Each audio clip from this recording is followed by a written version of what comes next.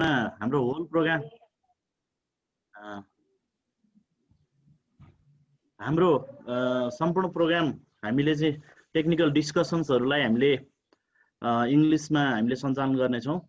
तर हाम्रो अहिले पार्टिसिपेन्ट्सहरू, चिफ गेस्टहरू, स्पेशल गेस्टहरू लगायत हाम्रो रेस्पेक्टेड पर्सनालिटिजहरू सबै भएको बेलामा हामीले चाहिँ यो आफ्नो रिमार्क्सहरू राख्दाखेरि चाहिँ ल्याङ्ग्वेज रेस्ट्रिक्सन छैन।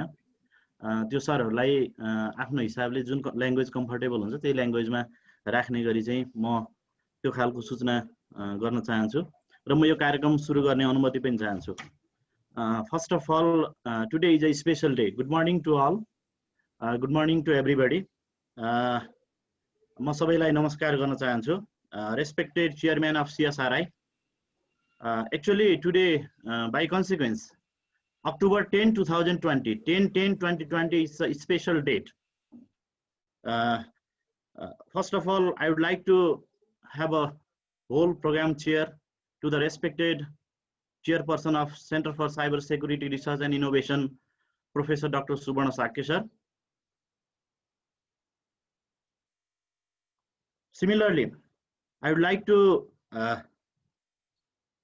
honor as a chief guest former Finance Minister Honorable Surendra Pandey, who is the Member of Parliament of Nepal, and he is the successful former Finance Minister. I would like to honor Mr. Surendra Pandey as a chief guest of this program. Similarly, I would like to honor Mr. Ganesh Shah sir, Engineer Ganesh Shah, who is the former Minister of Science and Technology. I would like to honor as a special guest Engineer Ganesh Shah sir. Similarly, I would like to honor as a special guest to YAMO CIT Secretary, respected Hari Basyal sir. Similarly, I would like to honor as a special guest to VC of NAST, Sunil Babu Shrestha, as a special guest of this program.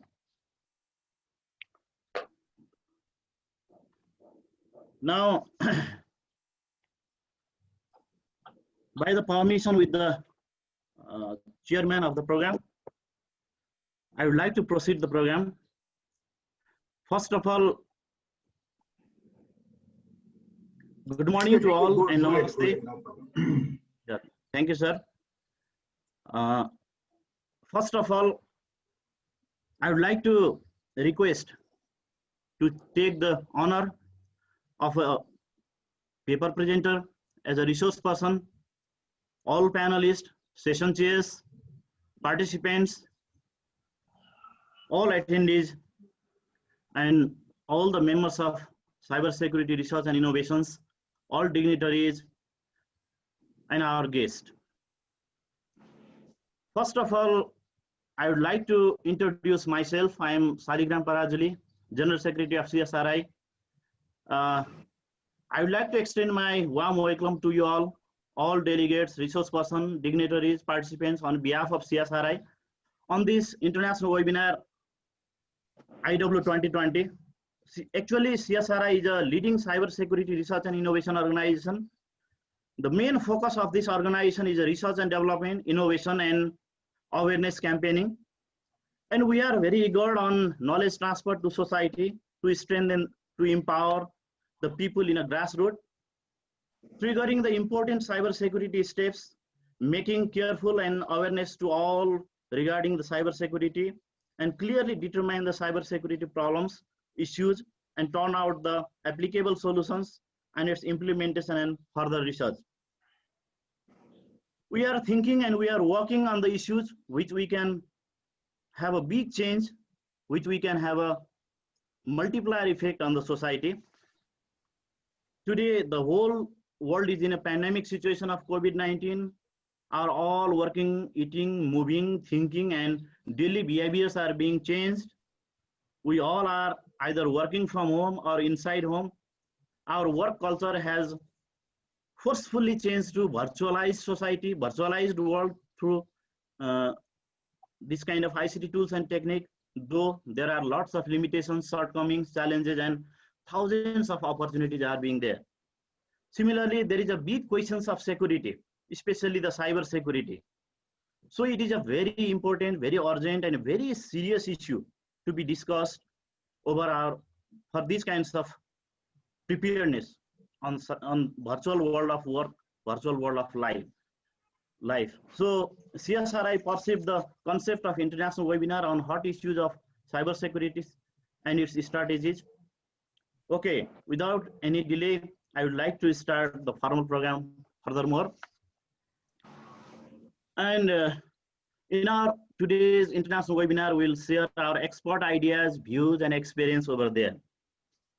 So without being delay, I would like to request Professor Dr. Subarna Sakya sir for a very short opening remarks. Okay, thank you very much. So we are focusing on the technical session. Yeah, thank you very much. Welcome all of you. First of all, chief guest of this webinar, international webinar, Honorable Surendra Pandey, special guest Ganesh Shah, and as well as we have special and we have a keynote speaker, session chair, and special guest speakers, all the panel discussion members, and all the participants, ladies and gentlemen. This is the first time we are organizing from the CSRI, International Webinar on National Strategy for Cybersecurity. And this is one of the discussion forum also. So the keynotes from USA also, from India also, and so many panelists and so many English speakers also. We are sharing our knowledge and sharing their experiences in this webinar. And then after that, we have discussed more about, and then we can give some answer and question session also. So give your opinion also, all the participants. Ladies and gentlemen, अब मैले के भन्न चाहन्छु भन्दाखेरि सबैले चाहिँ अब यसलाई राम्रोसँग सुनेर अब यो के गर्न सकिन्छ उहाँहरुको भ्यूलाई सुनेर, किनभने अब यसमा स्पिकरहरु प्रायः एकाडेमिक फिल्डका छन्. They are from the academic field, so that if somebody want to do research, you can contact with them also. The CSRA is the main focus on the research and development also. So we are focusing on the research area, so that is the most important part in our future, in our country as well as the international also. The cybersecurity is nowadays we have to make protection, and as well as we have the awareness to the people. That's why this type of conference is very useful and very important development like Nepal. And I can also thanks to all organizer team of my team from the CSRI, like Chiranjeevi Adhikari, and likewise Saligram. And and in the concluding remarks, I will say more about this conference. Thank you very much. So welcome you again. Welcome you all the speakers, keynote speakers, all the guests, chief guests, everybody. Thank you very much. So go ahead, Saligram. Thank you, sir. Thank you, sir. Thank you so much. Just within a minute, I'll brief about the program. Actually, CSRI, a leading cybersecurity research and innovation organization, it has R&D, awareness program, and recommendation and national conference seminar. We have organized a lot of programs. We have actually 3 sessions today. First session would have a cybersecurity for all. In this session, keynote speaker would be Professor Dr. Dandabir Rao would be there, and the session chair would be Lochanlal Amate sir would be there. Lochanlal Amate sir, he is the past president of CAN Federation, the president of Session, NREN, and IT Professional Society, and former DMD and Chief Technical Officer of Nepal Telecom. And the co-chair, Engineer Binod Dhakal, would be there for the first session. And the keynote speaker would be the Professor Dr. Dandabir Rao sir.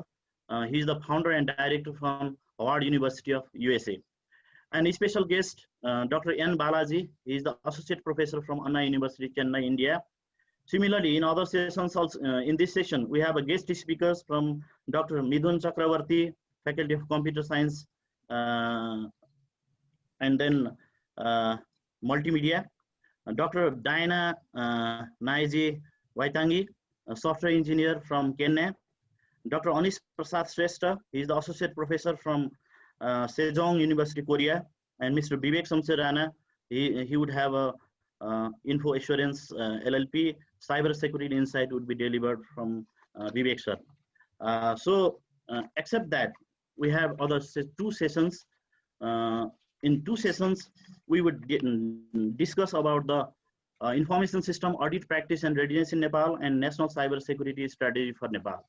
Okay, after this, I would like to request to have a very short welcome remarks from organizing committee, Center for Cyber Security Research and Innovation, and jointly organized by npCert, Mr. Chiranjeevi Adhikari, immediate past president of CSRI and president of npCert. I would like to have a very short welcome remarks to all our respected guests. Thank you. Okay, thank you, General Secretary Engineer Saligram Parajuli. Sir, good morning and namaste, ladies and gentlemen. It is a great honor to be here with you. I'd like to welcome to International Webinar 2020 is organized by Center for Cybersecurity Research and Innovation, CSRI, and Information Security Response Team Nepal, npCert, and supported by NAST, CAN Federation, and all IT communities of Nepal. And I will also welcome to our corporate members, medias. I would like to welcome to our chief guest, Honorable Surendra Pandey, former Finance Minister, and Honorable Engineer Ganesh Saha, former Minister for Environment, Science and Technology, and special guest, Dr. Sunil Babu Shrestha, Vice Chancellor of Nepal Academy of Science and Technology, NAST. Again, special guest, Hari Prasad Basyal, Secretary, MOCIT. Guest, Ranjit Podar, Vice President at CAN.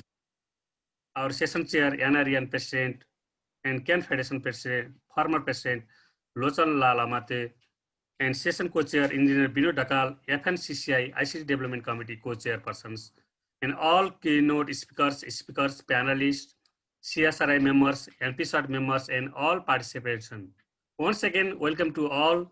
Let's build. Thank you so much. Thank you. Thank you, Chiranjeevi sir. Now, without any delay, I would like to proceed the opening session. And first of all, I would like to request remarks from special guest, Mr. Dr. Sunil Babu Shrestha, Vice Chancellor of NAST. I would like to request for the short remarks and best wishes speech for the program. Dr. Sunil Babu, sir.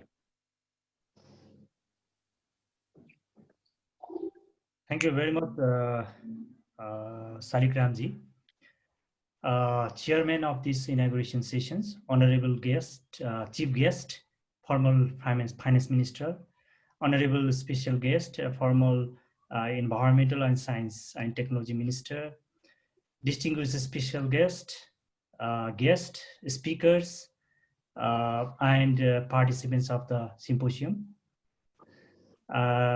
media personals, ladies and gentlemen. On the behalf of Nepal Academy of Science and Technology and on my own behalf, please accept my warm greetings.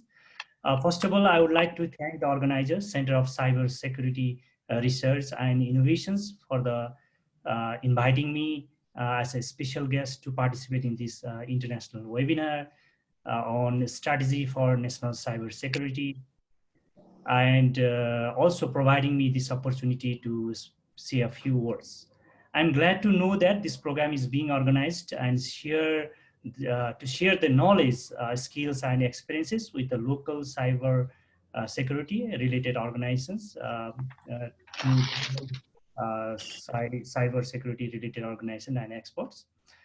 And I would also like to extend my best wishes to all of you for getting benefits from the delivered presentations and discussions on burning issues and related innovative ideas related to the cyber securities. With a stable government in place after long political transitions, it is a high time for the Nepali society to ensure the rapid development for the sustainable economic growth and prosperity, which is reflected on the goal of current government, Prosperous Nepal and Happy Nepali. And to achieve this national priority, ICT sector played a vital role. Therefore, I personally believe that the research and innovation of ICT and cybersecurity has a great importance.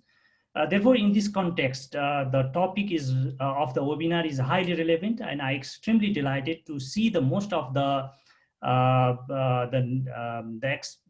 national and international speakers in these events are highly experienced. I'm sure that this will provide an impulse opportunities to exchange the expertise and knowledge among the speakers and participants.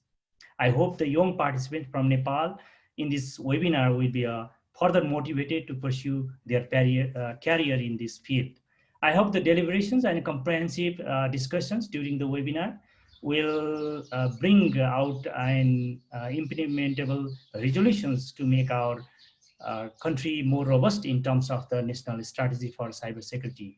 Nepal Academy of Science and Technology, NAST, which is an apex institution of science, technology, and innovations in Nepal, mandate for our academy ranges from the science populations to the innovative research for the common cause of the social transformations and overall prosperity.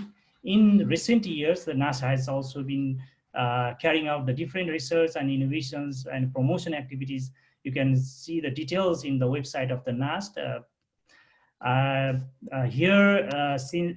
since I have joined the NAST as a Vice Chancellor, I have been emphasizing the partnership with the different professional society and the research institutions for any kind of the initiative that ensures the science for society and innovation for prosperity. In this context, I see the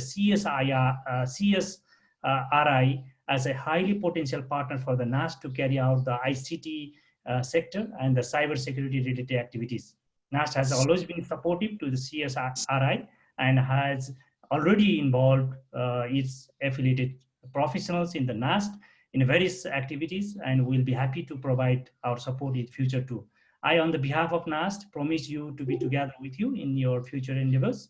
Once again, I thank the organizers, especially the President and the General Secretary of CSRI and the President of npCert, the entire CSRI and the npCert family, and the rest of you who participate in this webinar and listen to me. Thank you so much, and I wish the success of the webinar. Thank you. Thank you so much, respected Dr. Sunil Babu Shrestha, NAST VC. Similarly, I would like to request for the important remarks on this opening session from MOCIT, the Secretary of MOCIT, respected Hari Basyal sir, for your opening remarks.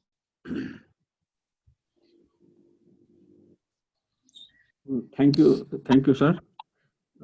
I feel more comfortable to speak in Nepali, and because most of the participants from Nepal, so I feel more comfortable in Nepali. So, thank you, respected chairperson in this session, and Honorable Foreign Finance Minister Mr. Surendra Pandey, and Honorable former Minister Mr. Ganesh Shah, and VC from NASC, and all participants. So, namaskar, good morning.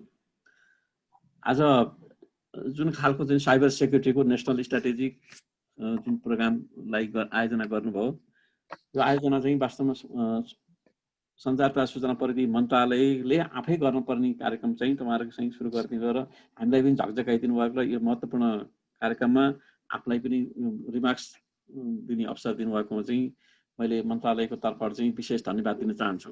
सम्पूर्ण साथीहरुलाई, सबै प्रोफेसरहरु, सबै विद्वानहरु, सबै engineer सरहरुलाई सबैलाई हार्दिक धन्यवाद ज्ञापन गर्न चाहन्छु। हाम्रो सञ्चार तथा सूचना प्रविधि मन्त्रालयले यस वर्षदेखि हामी डिजिटल नेपाल फ्रेमवर्कको कार्यक्रममा प्रवेश गरिसकेका छौं। यो कार्यक्रमको साथसाथै यसले हाम्रो चाहिँ यो आईटी जो डिजिटल सोसाइटीको कार्यान्वयनमा सँगै आइपर्ने र यसले आउने ल्याउने समस्याका विषयहरू यो जुन साइबर सेक्युरिटीको जुन महत्त्वपूर्ण इस्युहरूमा हामी यहाँ छलफल गर्न गएका छौँ। यो छलफलले हामीलाई निचोड निकालेर हाम्रो चाहिँ इन्स्टिट्युसनल डेभलपमेन्ट कस्तो गर्नुपर्छ, टेक्नोलोजिकल इन्फ्रास्ट्रक्चर कस्तो खालको बनाउनुपर्छ र हाम्रो चाहिँ जनशक्तिको ट्रेनिङको एरियामा कहाँनिर हामीले सपोर्ट गर्न सरकारले ट्रेनिङ दिनुपर्छ। म्यान research and development raw man power प्लानिङमा मन्त्रालयलाई yes कार्यक्रमले ठुलो फिडब्याकको काम गरिन्छ भन्ने अपेक्षा गरेको छु। र यस कार्यक्रममा यो साइबर सेक्युरिटी अत्यन्तै महत्त्वपूर्ण छ, किनभने हामीले यो ब्याङ्किङ फ्रड्सका कुराहरू सुनेका छौँ, ह्याकिङका कुराहरू सुनेका छौँ, साइबर बुलिङका कुराहरू सुनेका छौँ, अनलाइन थ्रेट्सका कुराहरू सुनेका छौँ र यसले चाहिँ हाम्रो सम्पूर्ण आइटी प्रणालीमै केही कुरा कार्यान्वयन गर्दै जाँदाखेरि केही अवरोधहरू आउने, त्यसपछि गएर जनतालाई पूर्ण विश्वास दिन नसक्ने अवस्था यो साइबर इन्सेक्युरका कारणले उत्पन्न भएको छ र यसलाई चाहिँ एउटा अवेरनेसको प्रोग्राम पनि सञ्चालन साथसाथै गर्नुपर्नेछ, किन पब्लिकले यो साइबरलाई कसरी युज गर्ने, जुन आइटीलाई र साइबर सेक्युरिटीबाट कसरी संरक्षण गर्ने भन्ने कुरो जानकारी दिनुपर्ने जरुरी छ। अर्को चाहिँ ल्याक अफ स्ट्यान्डर्डाइजेसन र प्रोपर पोलिसी नभएको कारणले पनि यसलाई इन्स्टिट्युसनल एरेन्जमेन्ट पनि हुन नसकेको अवस्था मैले बुझेको छु। हुन्छ, मेरो क्षेत्र मेरो लागि व्यक्तिगत रूपमा नयाँ हो र यसलाई चाहिँ सञ्चार तथा सूचना प्रविधि मन्त्रालयकै हिसाबले हेर्दाखेरि चाहिँ हाम्रो चाहिँ एनआइटिसी राष्ट्रिय सूचना प्रविधि केन्द्र र हाम्रो चाहिँ राष्ट्रिय सूचना प्रविधि विभाग र हाम्रो फरेन्सिक अफिस तीनटै संस्थाहरूले यसलाई सूक्ष्म रूपमा यसको चाहिँ नीतिगत रूपमा र कानुनी कार्यान्वयनको रूपमा लगाइसकेको अवस्था छ र पूर्वाधार विकासमा हामी जुटिसकेका छौँ र भर्खरै म 2 दिन मात्रै म हजुरलाई निवेदन गर्न चाहन्छु। 2 दिन मात्रै हामीले साइबर सेक्युरिटी पोलिसी बनाउने एउटा कार्यदल गठन गरेको कुरा पनि हामीले जानकारी गराउन चाहन्छु। आजको यस सेमिनारले हाम्रो साइबर सेक्युरिटीको पोलिसी हामीले मन्त्रालयले जुन सुरुवात गरेका छौँ, यही हामी संस्थासित कन्सल्टेसन गरेर त्यो साइबर सेक्युरिटी पोलिसीलाई मूर्त रूप दिन यसले पुरा गर्नेछ भन्ने अपेक्षा आशा लिएको छु। वास्तवमा हामीले डिजिटल नेपाल फ्रेमवर्कको कार्यक्रम मार्फत चाहिँ हाम्रो फाइनेन्स सेक्युरिटी, हाम्रो चाहिँ हेल्थको डिजिटल हेल्थ सिस्टममा हामी जानु प्रयास गरेका छौँ। हामी डिजिटल एग्रिकल्चर सिस्टम लागू गर्न प्रयास गरेका छौँ। हामीले चाहिँ डिजिटल टुरिज्म डेभलपमेन्टका कार्यक्रमहरू अगाडि बढाएका छौँ र डिजिटल प्लानिङका कुराहरू र डिजिटल एजुकेसनका कुराहरू सँगसँगै चाहिँ सबै हाम्रो डिजिटल सोसाइटीलाई डेभलपमेन्ट गर्ने र डिजिटल नेपालको फ्रेमवर्कमा पूर्ण रूपमा कार्यान्वयन गर्ने प्रक्रियाहरू हाम्रा चाहिँ 8वटा सेक्टर 80वटा सब सेक्टरका साथ हामी जुटिरहेको यस अवसरमा यस कार्यक्रमले हामीलाई एउटा नयाँ सन्देश र नयाँ हचकचाहट दिएर एउटा नीति तर्जुमाको लागि र यसको चाहिँ जुन साइबर सेक्युरिटी पोलिसीको लागि, इन्स्टिट्युसनल डेभलपमेन्टलाई र हाम्रो चाहिँ कोअर्डिनेसन, कोलाबोरेसन, कन्सल्टेसन र कोअपरेसन चाहिँ फोर्सबाट हामीले सम्पूर्ण संस्थाहरू, हाम्रो चाहिँ सरकारी, निजी क्षेत्र, आइएनजिओ सेक्टर र अन्तर्राष्ट्रिय अभ्यासहरूलाई अनुसरण गरेर हाम्रो साइबर सेक्युरिटीलाई बाट हाम्रो यो डिजिटल सोसाइटीकोलाई डेभलपमेन्ट गरेर जनताको विश्वास दिलाउनु पर्नेछ। त्यसमा हामीले रिसर्च एन्ड डेभलपमेन्टमा लगानी गर्नुपर्ने जरुरी छ। हामीले यो अप्टिकल फाइबर प्लानिङ प्रोसेसहरू हामीले गाउँमा सुरु गर्न प्रोसेसमा अगाडि बढेका छौँ र हामीले एजुकेसन सिस्टममा त हामीले यही आइटी सिस्टमबाट अहिले हामीले अल्टरनेटिभ पठन पाठनको काम सुरु यसै आउने महिनादेखि हामीले व्यापक रूपमा सुरुवात गरेका छौँ र त्यसमा आउने अवरोधहरू, त्यसपछि ब्याङ्किङ र डिजिटल सिग्नेचरका प्रक्रियाहरू अगाडि बढाइसकेको अवस्थामा यसमा आउने अवरोधहरूलाई हामी अत्यन्तै अवेरनेसका साथ अगाडि बढ्न जरुरी छ। त्यसपछि यहाँ हामी यस सेमिनारमा संलग्न सम्पूर्ण विद्वानहरूले दिएका चाहिँ फिडब्याकहरूले हाम्रो चाहिँ साइबर सेक्युरिटी पोलिसी बनाउनलाई महत्त्वपूर्ण योगदान दिनेछ भन्ने आशा लिएको छु। त्यसकारण चाहिँ मन्त्रालयको तर्फबाट सम्पूर्ण महानुभावहरूलाई, उपस्थितहरूलाई मैले चाहिँ हाम्रो पोलिसीलाई पूर्ण रूपमा उहाँहरूको भिजनले महत्त्वपूर्ण भूमिका निर्वाह गर्नेछ भन्ने योगदान रहनेछ भन्ने आशा राख्दै र यस सेमिनार पूर्ण रूपमा सफलताको कामना गर्दै मलाई यसमा 2 शब्द बोल्ने अवसर प्रदान गर्नुभएकोमा विशेष धन्यवाद दिँदै बिदा हुन्छु। धन्यवाद। Thank you so much. Thank you so much, respected Secretary of MOCIT, respected Hari Prasad Bashal sir. Now, I would like to request for the valuable opening remarks from Honorable former Minister Science and Technology, Engineer Ganesh Shah, sir. I would like to request you for valuable Thank remarks. you very much.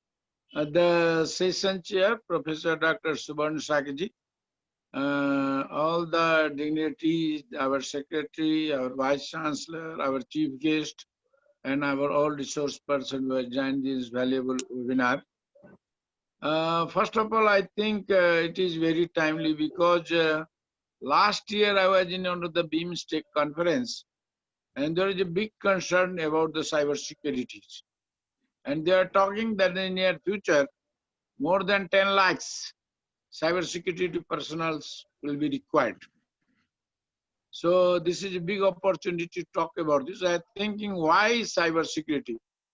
If I see Vivek Ranaji or my grandfather or father, that time we used to have the security of our dhan or the chandi or sona. Nobody used to think about the cyber security, or you see. So now the world has changed, paradigm has changed. If we think about even the 5 years before, there has been the security for the mobile thefts, you see. Now all these recent years have been the year of the cyber security. So this program will certainly, I don't know what is the status of the cyber security in Nepal, but I feel it is not very, very secure, because just few days before our this government, this main NICT website was hacked sometimes, you see. So I feel that this program will certainly improve the national cyber security. I am sure that this type of things will improve the national cyber security. Because during this COVID, there has been a lot of cyber crimes, you see. I don't know at this stage what is the investigation, but I know I read in the medias and others that this is improving day by day. So this, what you are doing in now with your center, I think there are few things which you should do. First thing is develop the public awareness. You see, I feel there is a very less public awareness about the cyber security. I was just today morning, I shared one password of yesterday global conference, knowledge conference, and one of the friends from Bhushan Shrestha wrote me that don't share the Zoom password on the Facebook. Even I don't know whether what to share or what not to share, you see. So first, I think it is very, very important to make the public awareness program about the cyber security. I think one thing I'll say first. The second is, what are the cyber risks has to be also done. Because if you don't do the cyber audit, because I don't think there's a good cyber audit in Nepal or what we are doing. So unless I don't know how many in Nepal are the cyber auditor, how is our government side audited. So cyber audit must be done for to make the less, to decrease the cyber risk. Second point I'll like to that there is a less this organization doing on the research and innovation. Actually, there I don't know how much research are going in these sectors, but all these in this sector we need both research and innovation also. At the same time, might be incubation also for the new. You see, why I said cyber security personnel how to develop with the education system. And how do you respond to the cyber incidents? It's how the response, because there is only the police who is doing the cyber response, but there is no, I think is doing, I don't know, the forensic test on this cyber security. So this may be also very, very important for this year. I think NAST can play a role in doing the forensic testing of this cyber incident. And lastly, as our secretary has rightly told, about I was writing that it is the collaboration, cooperation, consultation. So let us develop, and I am very hopeful that this program will certainly develop a cooperation, collaboration, because I think initially this our, what we call, I say, Dakalji here or other, this CAN Federation representative who are doing also in future, in past, a lot of things on the cyber security. So in the coming days, a lot of cooperation, collaborations in all these sectors is necessary in this sector. And lastly, on this occasion, I'd like to share two things. One is that the recently in the Global Innovation Index, the Nepal has gone from 107 to 95. So it's a Nepal is slowing, coming into a lie, or so we are not trying more on the innovation. So this organization will do the more innovations. And as Professor Subhan Sak has been recently appointed as the Executive Director of the Innovation Center, the ICT. So let us do more innovations in this sector. With these few words, I will again thank you very much. And I am very glad that our senior politician, our party leader, Surendra Pandey also, who is in the last years, this is becoming a political agenda. As you were talking before, I just forget, you see, before you used to theft of the dhan or ornaments.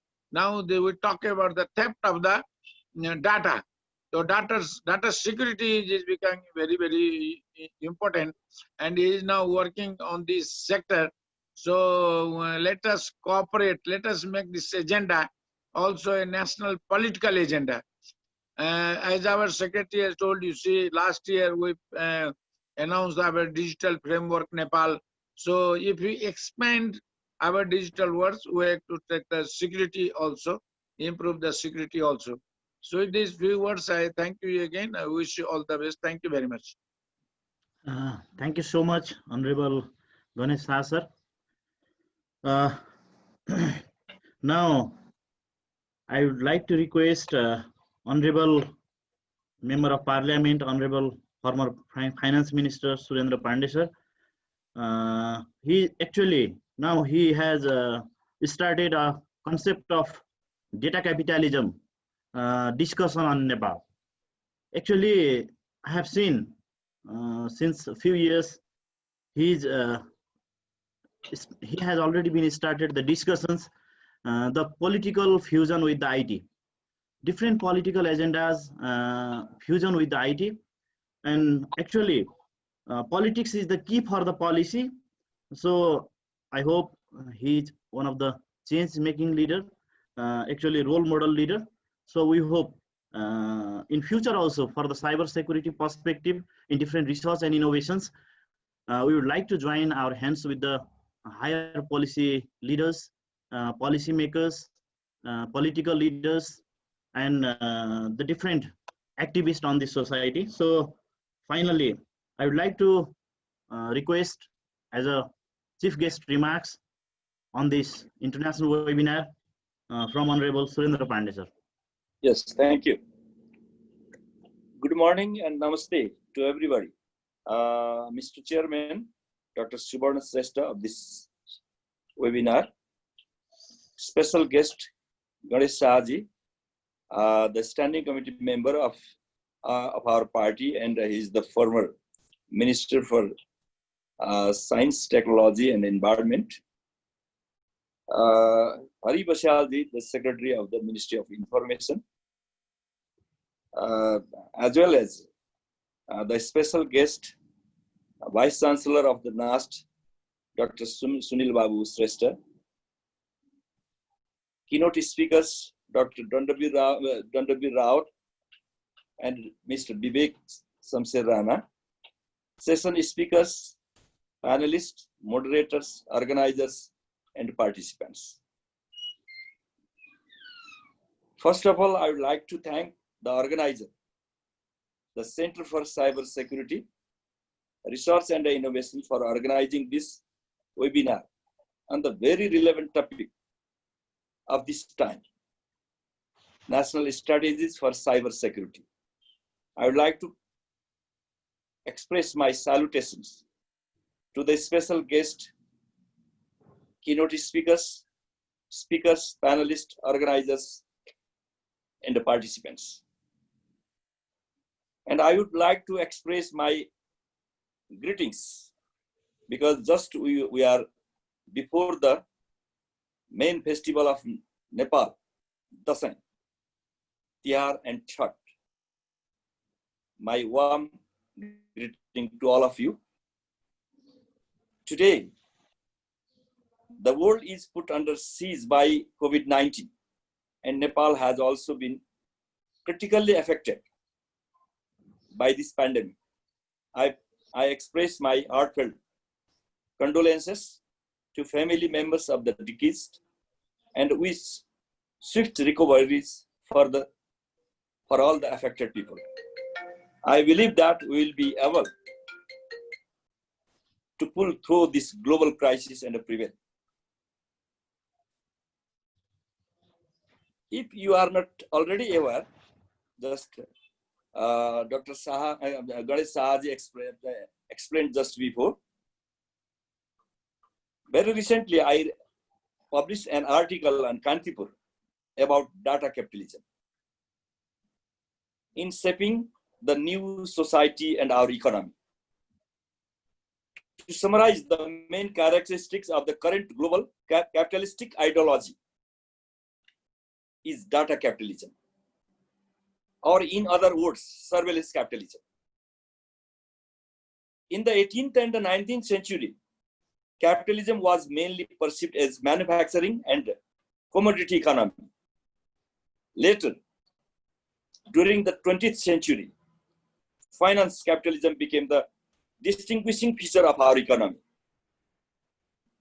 Present trends after 2016, a period known as the Fourth Industrial Revolution, have been focusing mostly on data or knowledge capitalism. With the development of computational capacities and the exponential rise of the applications such as smart IoT applications, targeted advertising, artificial intelligence and robotics, high-frequency trading, efficient homes and cities, surveillance for law enforcement, etc., have converted data itself into the main commodity of today's economy. Big companies are harnessing data and studying behavioral tendencies and experiences, and through machine intelligence are building mathematical models that can predict and even change the user behaviors. This has severe implications on our economy, politics, and society. Nowadays, there is one saying: after this Fourth Industrial Revolution, the global power, they are focusing for the new infrastructure. Previously, the world infrastructure is known as road, railways, buildings, and other things, etc. But now, they are focusing their budget and policies, everything, in new infrastructure, such as I explained above, smart IoT's application and other things, robotic and other things. Due to this safety and a strong policy, due to this safety and privacy concerns have intensified, lack of awareness and strong policies to protect user data have caused the increasing misuse of personal data and often even cyber crimes. However, data can do as a lot of good. It allows us to create innovative products and solutions that solve many issues faced by the people. It fuels scientific research for medicines, helps diagnose illness, predicts threats and outbreaks, helps optimize businesses, etc. It is thus important to start discussion on ways to build laws and policies that protect the people from the misuse of data and at the same time allows innovations and research to foster. This webinar will definitely raise some of these issues among various concerned authorities. I would like to thank the organizers for bringing this issue into light, and I hope that this event inspires more initiatives like this. Thanking you. Thank you. Thank you so much, our Honorable former Finance Minister Surendra Pandey sir, for your valuable remarks. Thank you so much to all our special guest, Dr. Sunil Babu Shrestha, respected Secretary of UMOCIT Hariprasad Basal sir, Honorable Ganesh Shah sir, and Honorable Surendra Pandey sir. Thank you so much. Now we are almost at the end of the opening session of this international conference, IW 2020. So without any delay, I would like to start the technical session of the international webinar, the first session first. I would like to request to chair, as a session chair, Engineer Lochalna Lamate sir, to chair the first session of this international webinar. Actually, Lochalna Lamate sir, I would like to express some few words about his brief biography. Actually, he is the past president of CAN Federation, president of Society of Electronics and Communication Engineers Nepal, president of NREN, president of IT Professional Society, and the past chief technical officer of Nepal Telecom and so on other professional institution. So I would like to take the session chair to Lochanla Lamate sir, and similarly to take the session co-chair to Engineer Vinod Dhakal sir, who is the past president of CAN Federation and chairperson of IT Development Committee of FNCCI. And I would like to hand over this session, first technical session. Actually, in this first technical session, Lochanla Lamate sir would proceed the session. The first session is cybersecurity for all. The topics of the first session is cybersecurity for all. And so I would like to request Lochanla Lamate sir, the session chair, to proceed the session first. Thank you, sir. Thank you, Saligramji. Namaskar. Thank you so much, sir. Sabai sirहरूलाई धेरै धेरै धन्यवाद. Thank you so much. Thank you all. I have been honored to chair this session because, as Dr. Sunil Babu Shrestha has said, it's a very important issues we will be discussing today. And during this pandemic, Nepal also has gone through a lot of ICT uses massively. Everybody using ICT without thinking of any security issues. This is the right time that we have to think over. And in the meantime, as our Secretary of UMOCIT has announced that government is also going for cybersecurity policy, this is the right time. We should grab this opportunity to put a very good policy, ICT policy and research and innovation in Nepal. With this, I don't want to take much time with my speech. First of all, I'll thank you, our session co-chair, Engineer Vinod Dhakal, who is immediate past president of Computer Association of Nepal Federation, and he is chair of ICT Development Committee of FNCCI. He will be assisting me and giving the concluding remarks at the end, and the time management and other things he will be doing for that. Without any delay, I will start the session with our keynote speaker.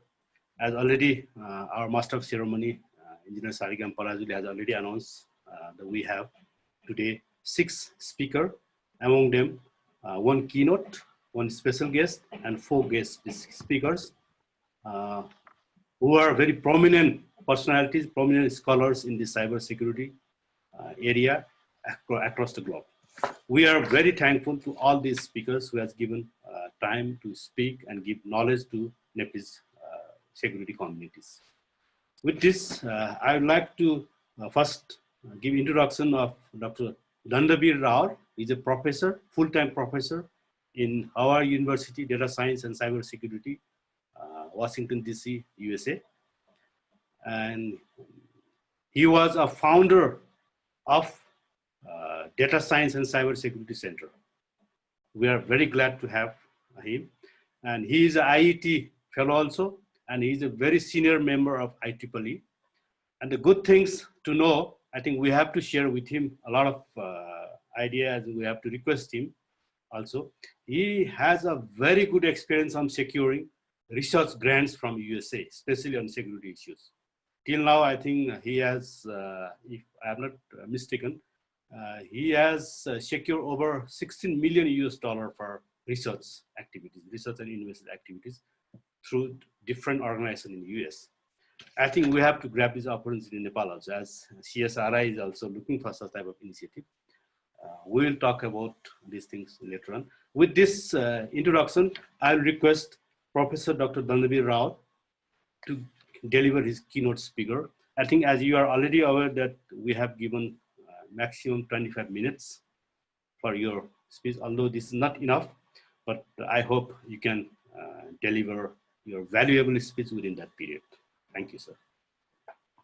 Please, Dr. Dandabir Rao. I think I need to get the permission to share. I think you can share it. It says disabled. Host has disabled participant screen sharing. So I think you need to make, somebody has to make me host or co-host. Now I can do it, yeah.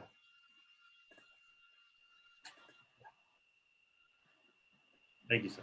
So, yeah, namaste, and I think that it's morning there, so good morning, everybody. First of all, I would like to thank the organizer, especially Professor Subarna Sakhi, for inviting me to give a talk on this important issue. And honorable guests, distinguished guests, chairman of the webinar, and ladies and gentlemen. So today I would like to talk about cybersecurity for all.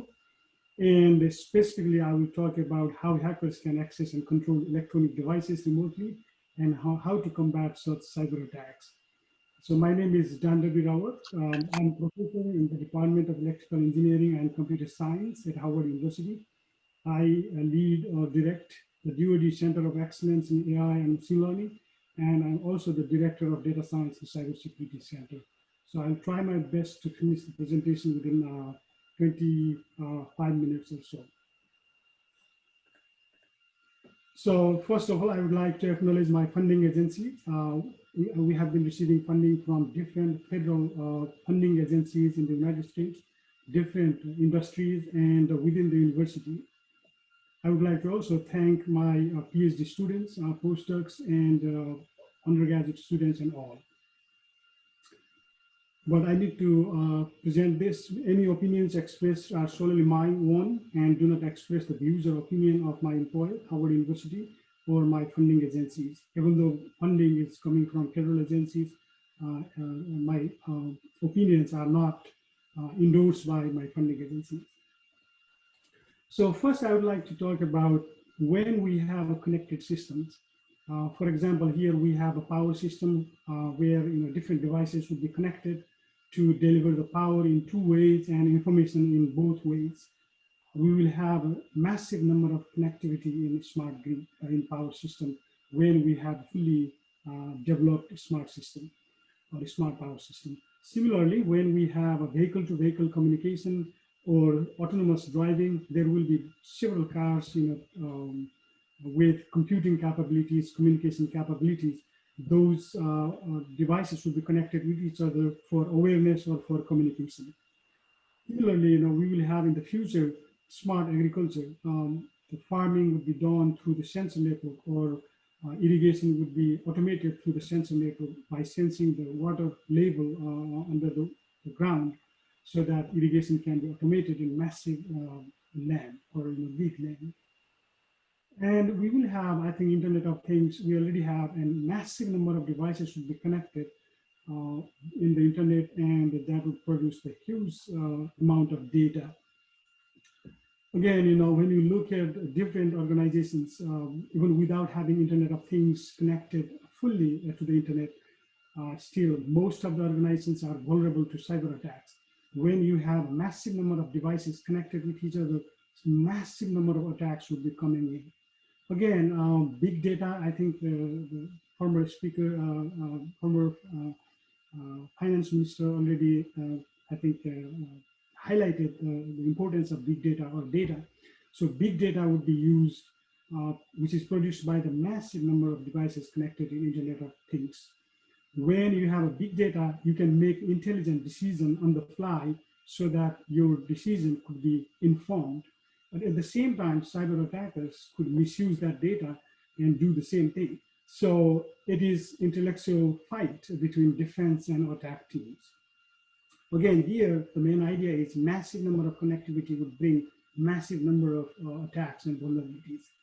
In the past, again, cyber attacks or malwares were intended to be transmitted from one place to another place with the help of some devices such as floppy disk or thumb drive or some storage devices. But lately, you have seen, that everything is connected. As I said earlier, Internet of Things is helping to connect every single device to the internet. As a result, attacks can come from anywhere in the world when they are connected to the internet. So cyber attacks or malware do not need permission or visa or even plane ticket to travel from one country to another country. But the defense team will have to get permission. So that means it's a very challenging situation when you have massive number of connections and vulnerabilities. When you have such thing, then if or when World War III happens, it would be based on cyber attack or cyber weapons would be used. You might have seen the news, World War III is being whacked in cyberspace. Similarly, you might have seen other news items, cyber attack experts use World War III, warning of airplane crash and water poisoning. When you have Internet of Things, the chemical for purifying water could be the poison. As a result, again, everything would be done using Internet of Things at some point, and cyber weapons can be used to contaminate the water, and maybe city would be suffering from that contamination. So cybersecurity has a massive role. Again, how can we minimize, some cyber risk?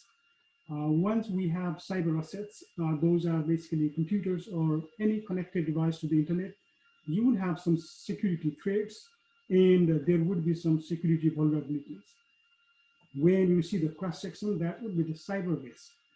So we define typically cyber risks or cybersecurity risk as a product of assets, vulnerabilities, and threats. When you have cyber assets, or if you can one of the quantity is zero, then cyber risk is zero. So assets will not be zero because we have computers or devices connected to the internet. And the threats are coming from outside, so you cannot minimize those because you don't know who is targeting your organization or your computers. So only thing we can minimize is the vulnerabilities. So if you can minimize the vulnerabilities, we can minimize the cybersecurity risk. So how can we do the minimization in those vulnerabilities? So the first thing is investment in cyber infrastructure. All developed countries are investing money in cyber security through updated cyber infrastructure, timely upgrading of hardware and software, and the security by design. The previous speaker pointed out that when internet was designed, nobody thought about cyber security, but now we are deploying patches to combat cyber attacks. So whenever we have opportunity, I think we need to use security by design concept. If you are developing something from beginning, we should consider security as important part as the other connectivity. So I think we need to develop some cyber laws and cyber defense plans. Those are very important to again minimize the cyber vulnerabilities. Investment on cybersecurity research and development.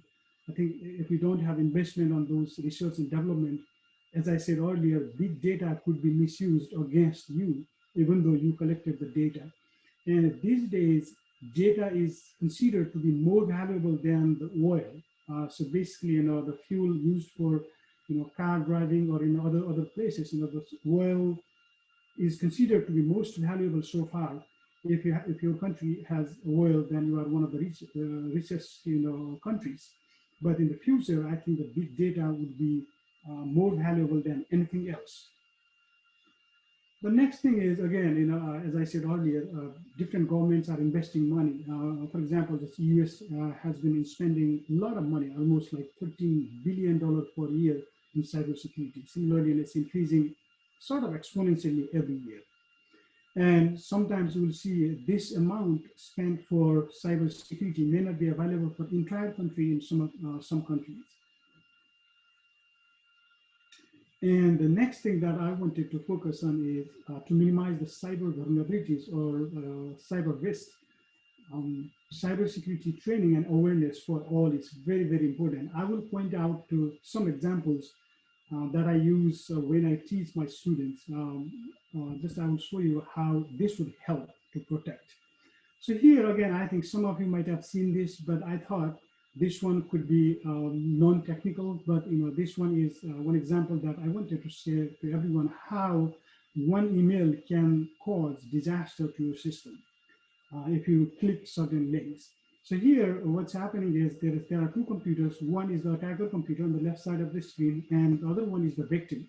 So victim computer, when it gets email such as, oh, you are getting this many $1 million, or it will say, or you are invited to the party where free food would be there, you will greet and meet your relatives or so, and by mistake you click the link, then after nothing will happen in your computer, but at the end of the day, what will happen is that click will create the door to the attacker, and attacker will be able to live stream camera, keystroke tracking, or deleting files and so on and so forth.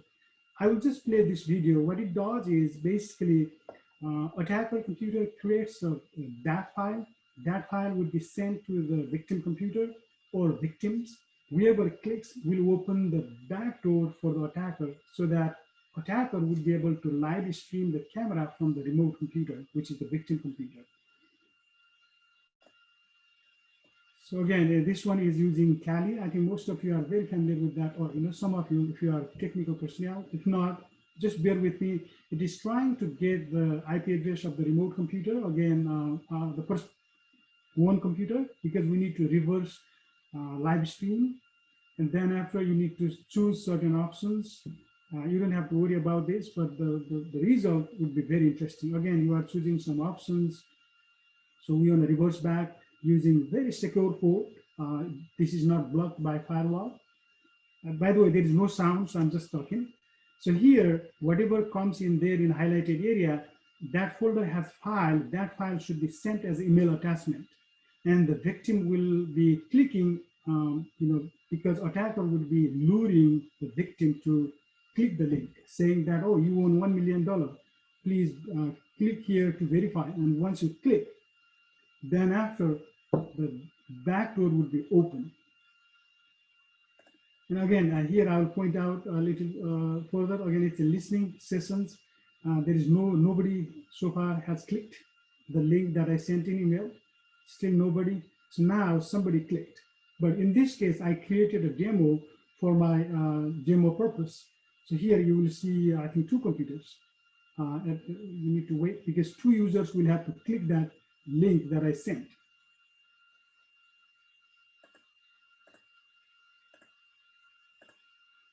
So here we can see two computers. Again, GB Route is my one computer.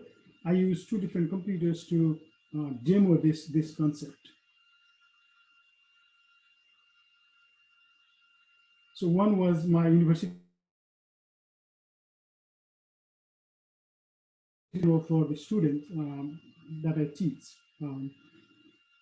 So I'm interacting with computer number 2, and it shows this is my computer. And if you do this to others' computer, this would be illegal, and you could be end up in jail. So this is just for the educational purpose and just for the demo purpose. If I do the webcam stream, then after there should be web page displayed in the attacker's computer. This one is displayed from the victim's computer to the attacker's computer. So essentially, it is live streaming. Then after, I did not display my complete picture. This is me here somewhere. So just I wanted to show how one click can create a disaster to your system. And again, if this person is the administrator of the organization or government organization or industry. It's completely controlled by the attacker if a person clicks in the link. Similarly, again, I will not repeat this demo. This demo, what it does is exactly the same thing. You will send the email. Attacker will ask you to click link because the attacker will try to lure you by saying, again, same email, you will get this money, or, do this, you own or own a lottery or so. And then after, once you click that, the software would be, whatever software was downloaded would be logging the keystroke, whatever you, press in the remote computer, and the attacker would be getting that back. Again, I will just show you here. Again, the same computer, just at the end, you will see webcam stream. Sorry, yeah. Just I will show you here what you can see. So I'm dumping the keystroke from the remote computer. Again, if you look at here, the victim computer typed Bank of America, and then once Bank of America is typed, here you can see. I hope you can see that, and then I just typed my ID online as a username and my passcode for Bank of America, that's my password. So whatever was typed in the remote computer can be dumped into the attacker's computer. So just one click, it doesn't do anything else, but it will create the backdoor for the attackers. Similarly here, attackers can use the password sniffing tools if you have a HTTP connection. I will not run this demo again, but then eventually, just running a couple of commands, a couple of tools, they can sniff the password. So you need to be always, very cautious when using the internet.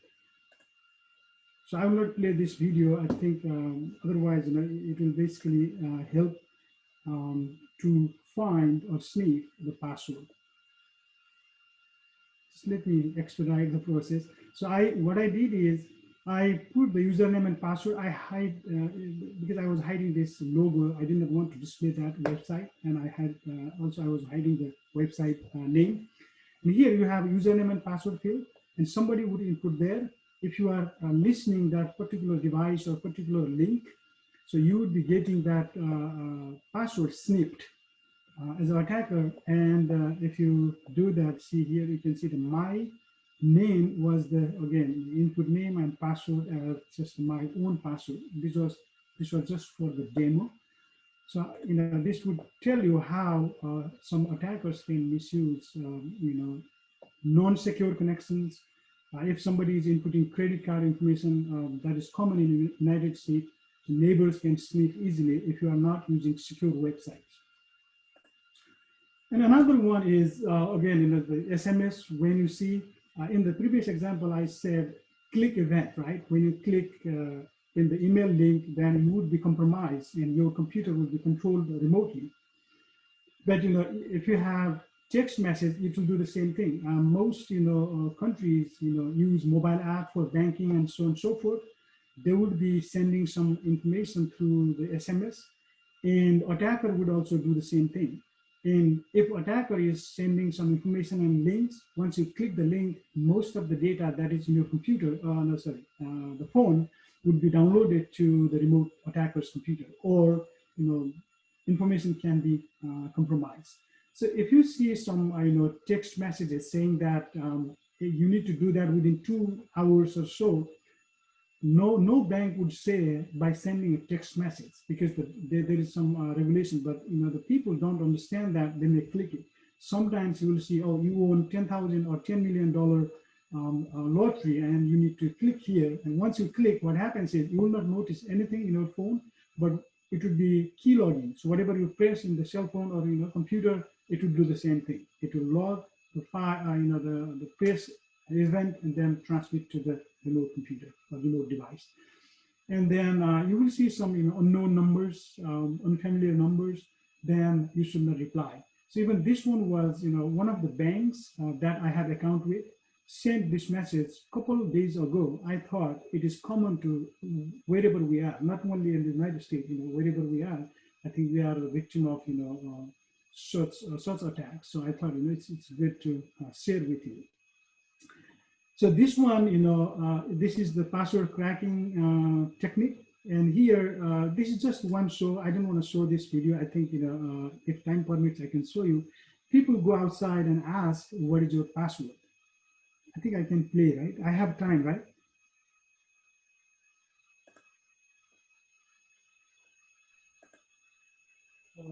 We have 7 minutes more. Okay. So then that's okay then. So here, what this host does is, it goes outside in the Hollywood, Boulevard in California and asks username and password for the, random people. And they ask, what is your password? And they don't say, but they say, what kind of password are you using? And the people would say, oh, I use my pet name or dog name or cat name, and then year that I graduated from high school, and then high school name. And then they don't tell the password, then it's difficult to find, but if you can narrow down that username password easily. Username would be primarily from their first name and last name, somehow in combination way. And then at the end, they say, okay, when did you graduate? And where you graduate from? So eventually they will tell where they graduate from, when they graduate, the year, and then they will say the pet name. So if you make the combination, eventually they are telling the password. It doesn't look like, the Kali type tool that I showed you earlier, that shows like you need to know advanced knowledge and you need to get user and you need to have some, backdoor open. But here, just interaction can mislead or can lead to the password and username. So again, this looks very obvious, but this is common in any part of the world. And I wanted to just share you with this too, social media and security and privacy. And it says, don't share your birthday, what date online based digital privacy tips in 2020. In the United States or in many countries use date of birth and some social security type number to identify you. And that's a very sensitive information and it should not be told or shared with anybody. But in some countries, it's common to post, date of birth and so. So if you post, your date of birth or, celebration or so, somebody would be getting that information. And if the digital system is dependent on date of birth and some numbers, eventually they are getting the information for, their benefit. Similarly, couple challenge privacy ending trap of facial surveillance or random social frame, right? You might have seen a couple of days ago, a couple of weeks ago in the Facebook, everybody was asking to, drop the couple picture or, it's a challenge or something. And before that, I think they have something like, 10-year challenge, how much it changed from one to another or 10 years before versus 10 years now. Essentially, they are gathering the information about you, maybe, misuse or use. As we said earlier, data is the next big thing, and they are gathering, maybe training their machine learning techniques for better result, or gathering about information about you, maybe. So it's very challenging. Again, people are using or misusing the technology to gather the information. Again, cyber attackers would try to attack the system with least amount of time, and again, defense team would try to increase their time so that attack would happen very, not often, right? Not often, but you cannot control the attacks. I think always attackers will be ahead of the defense team. As I said earlier, I think in the click event, when you have Internet of Things, you may not have a keyboard to change the password. Okay, so in that sense, you need to have a different way of changing the password. Maybe it should be automated or so. Similarly, when somebody attacks the Internet of Things type, system, you will see no attacks or nobody clicking the link or so. So how, those kind of attacks would be deployed? So one is the logic bomb. Basically, you will be running some bash file, and then based on the date, it would be triggered. Similarly, if you have seen, some of the massive attacks from one country to another country, Iran had a similar attack long time ago, I think 4 or 5 years ago. Their nuclear reactor were moving much faster way than the normal, speed. The reason was there was a malware introduced by another country, maybe the intelligence unit. How did they go there, right? How can be possible, those kind of attacks? Basically, if you have, network administrator, if you know them, then basically you drop some fancy type, thumb drive close to their parking lot or close to their house or so. Once you get, you as the administrator, you will try to take it and try to insert in your computer. Once you insert in your computer, it will trigger some events, right? Eventually what will happen is instead of somebody clicking the link, insert would be the triggering event. And eventually that triggering event would create, malware into the computer or transfer malware from thumb drive to computer, and eventually the computer will be controlled remotely then after. Instead of person clicking the link, you just throw the thumb drive type, some fancy device, and eventually somebody will try. So again, I think we are on time, so I did not include a lot of things. So you are, in cybersecurity, we don't say this way, right? In general, the legal system, you are innocent until proven guilty. But in cybersecurity, we need to look at the other way. You are guilty or attacker until proven otherwise. So with that being said, I will stop here. If you have questions, I think I was within the time limit. I was trying to finish within the time limit. So thank you for listening. Thank you, Dr. Dandavir Raoji. I think we have a lot of queries and suggestions in Q&A session. Okay. I think I forgot to announce earlier, starting of the session, that we have a Q&A session and chat session. I request all those who have raised hands to put their queries and suggestions on the Q&A session so that the concerned speakers or concerned person can address you. And at the end, maybe if time permits, we can address some of the key issues raised in the Q&A session. With this, I'll thank you, Dr. Dandavir Rao, for your wonderful presentation. Definitely time was not enough, although it was still a lot of things to learn from you. Definitely we will have another sessions also in the future. Now I'll request our special guest speaker, Dr. N. Balaji, ME PhD. He is the Associate Professor at Anna University, Chennai from India. Dr. Balaji, you have 25 minutes maximum. I think you can make within time period. Thank you, sir. Yeah, thank you, sir. Thank you for the warm greetings. And, So sir, I could you might stop presenting so that I can start my meeting?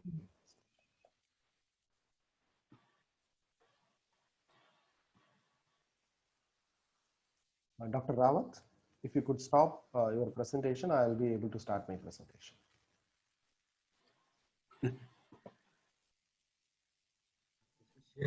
Share this. कि होस्टबाट गरिदियो भने त भइहाल्यो नि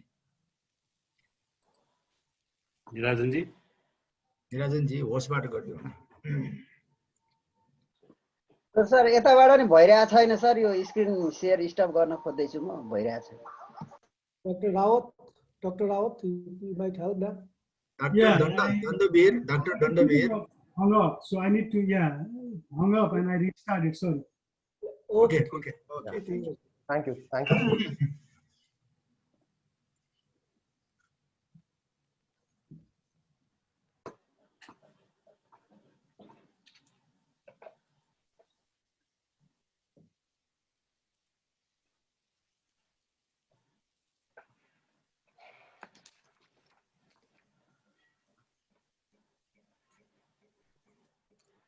So, good morning, everyone. I thank the organizing committee for giving me this wonderful opportunity. So, since Dr. Rawat has also covered some of my topics, so it becomes easy for me to go through the slides, what I have prepared for today's session. So, I'll keep it crisp. The learning outcome will be the understanding the fundamentals of cybersecurity, hands-on with basic cybersecurity tools, exposure to threat actors, attacks, and mitigation. And I will be focusing more on role of AI techniques and algorithms in cybersecurity space.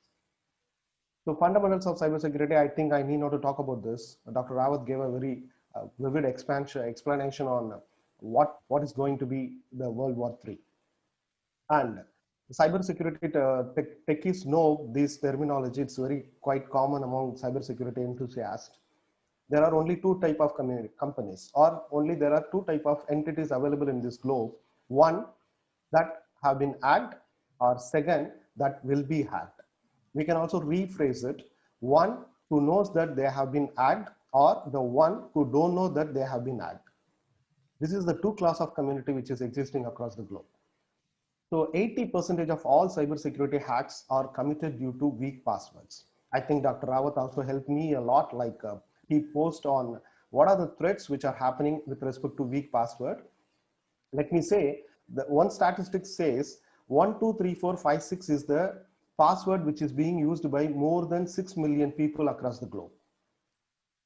And at the tail end of the session, if I have a time, I'll come back and I'll try to show you some web links where we can really witness how our passwords are, what is the status of our passwords are, and so on. So cybersecurity, basically, set of technologies used for protecting systems, networks, programs from digital attacks, damage, and unauthorized access. Why? Business in online, we all know. So we have all got into the digital arena. The one fortunate thing about this pandemic is it has made us all jump into this digital arena, which we have been resisting for a long time. So when the digital space gets increased, the adverse effect is the threat actors also have more access to information. For example, financial frauds over personal and bank assets and so on. The major difference between information security and cybersecurity: information security deals with information regardless of its format. Wherein cybersecurity, we can call it's a superset of information security, where information security is also a process or part of it. Other aspects are IoT security, image, text, NLP, and so on. These are some cybercrime statistics. They say 25+ million records are exposed every day. This statistics was published in 2018. The cybercrime cost will be ranging somewhere from 6 trillion in 2021. It's all said in dollars. 24,000 malicious mobile apps are blocked every day. 60% of the fraud originates from mobile devices, and we have to be very serious about this fact that ransomware attacks have started happening in healthcare sector also. For example, if someone is having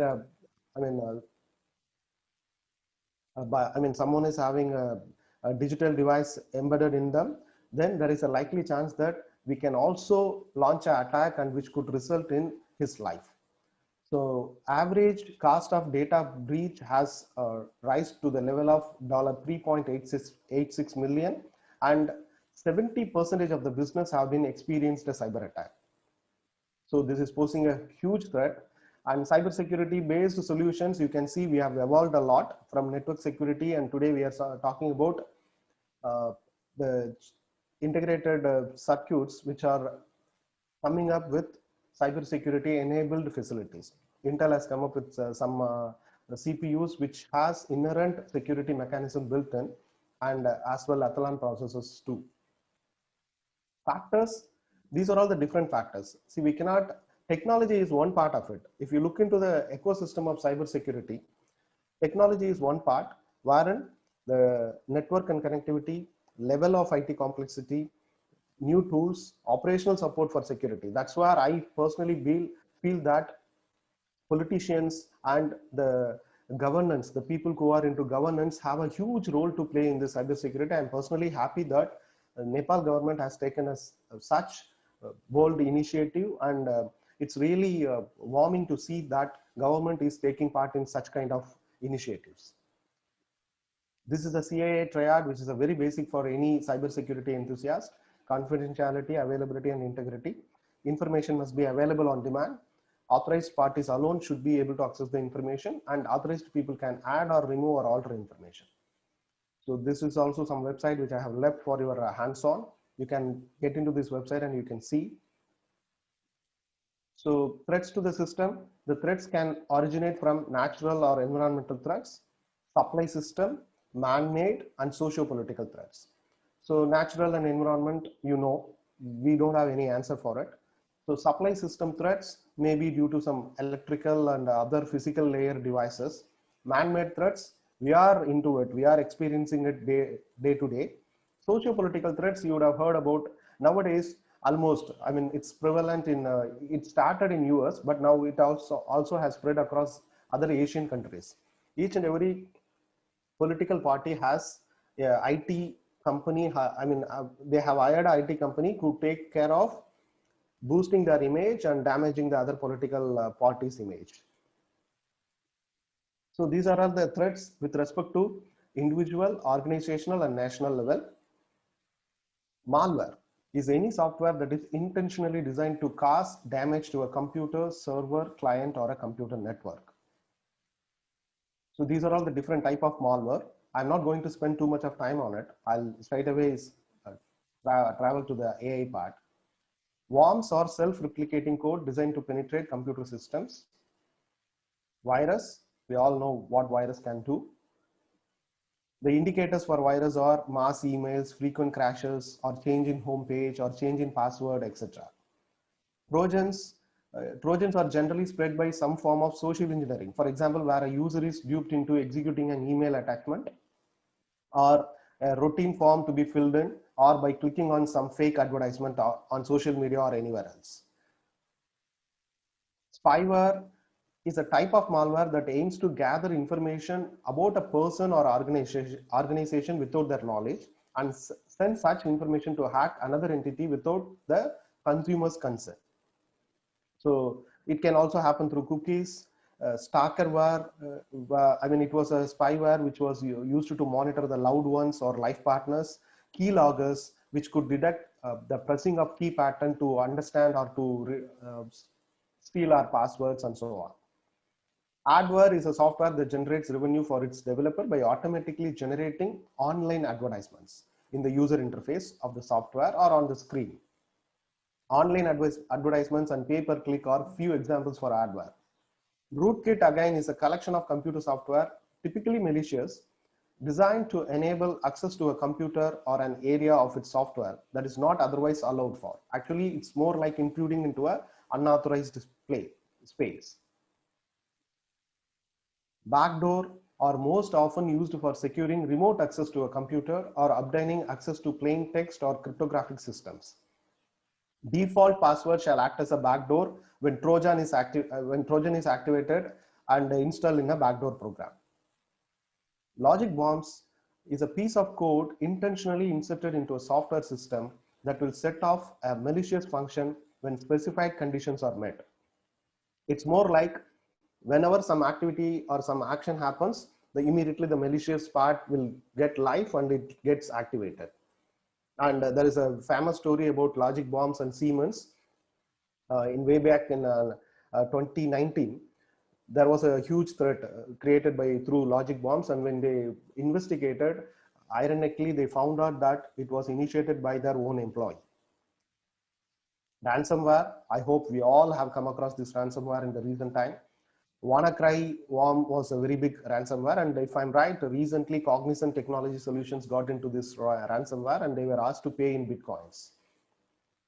It is a type of malware from cryptovirology that threatens to publish the victim's data or perpetually block access to it unless a ransom is paid. So there are a lot of advanced malware which uses a technique called cryptoviral extortion, in which it encrypts the victim's file, making them inaccessible, and demands a ransom payment to decrypt them. These are all some more hands-on tools which you can always use. You can try by yourself. These are all common malware attacks which have happened. And DOS attack is also an important type of attack which we need to look upon when we are talking about cybersecurity as an ecosystem. This is the purpose of DOS is to prevent access to the target system. And this is DDoS. For example, there was a famous DDoS attack which happened in GitHub. You know, whenever the average traffic level goes beyond the expected level or beyond the average performance or average level, then we can sense that some attack has been introduced into that particular system. So there are attacks pertaining to different layers. These are all application layer attack.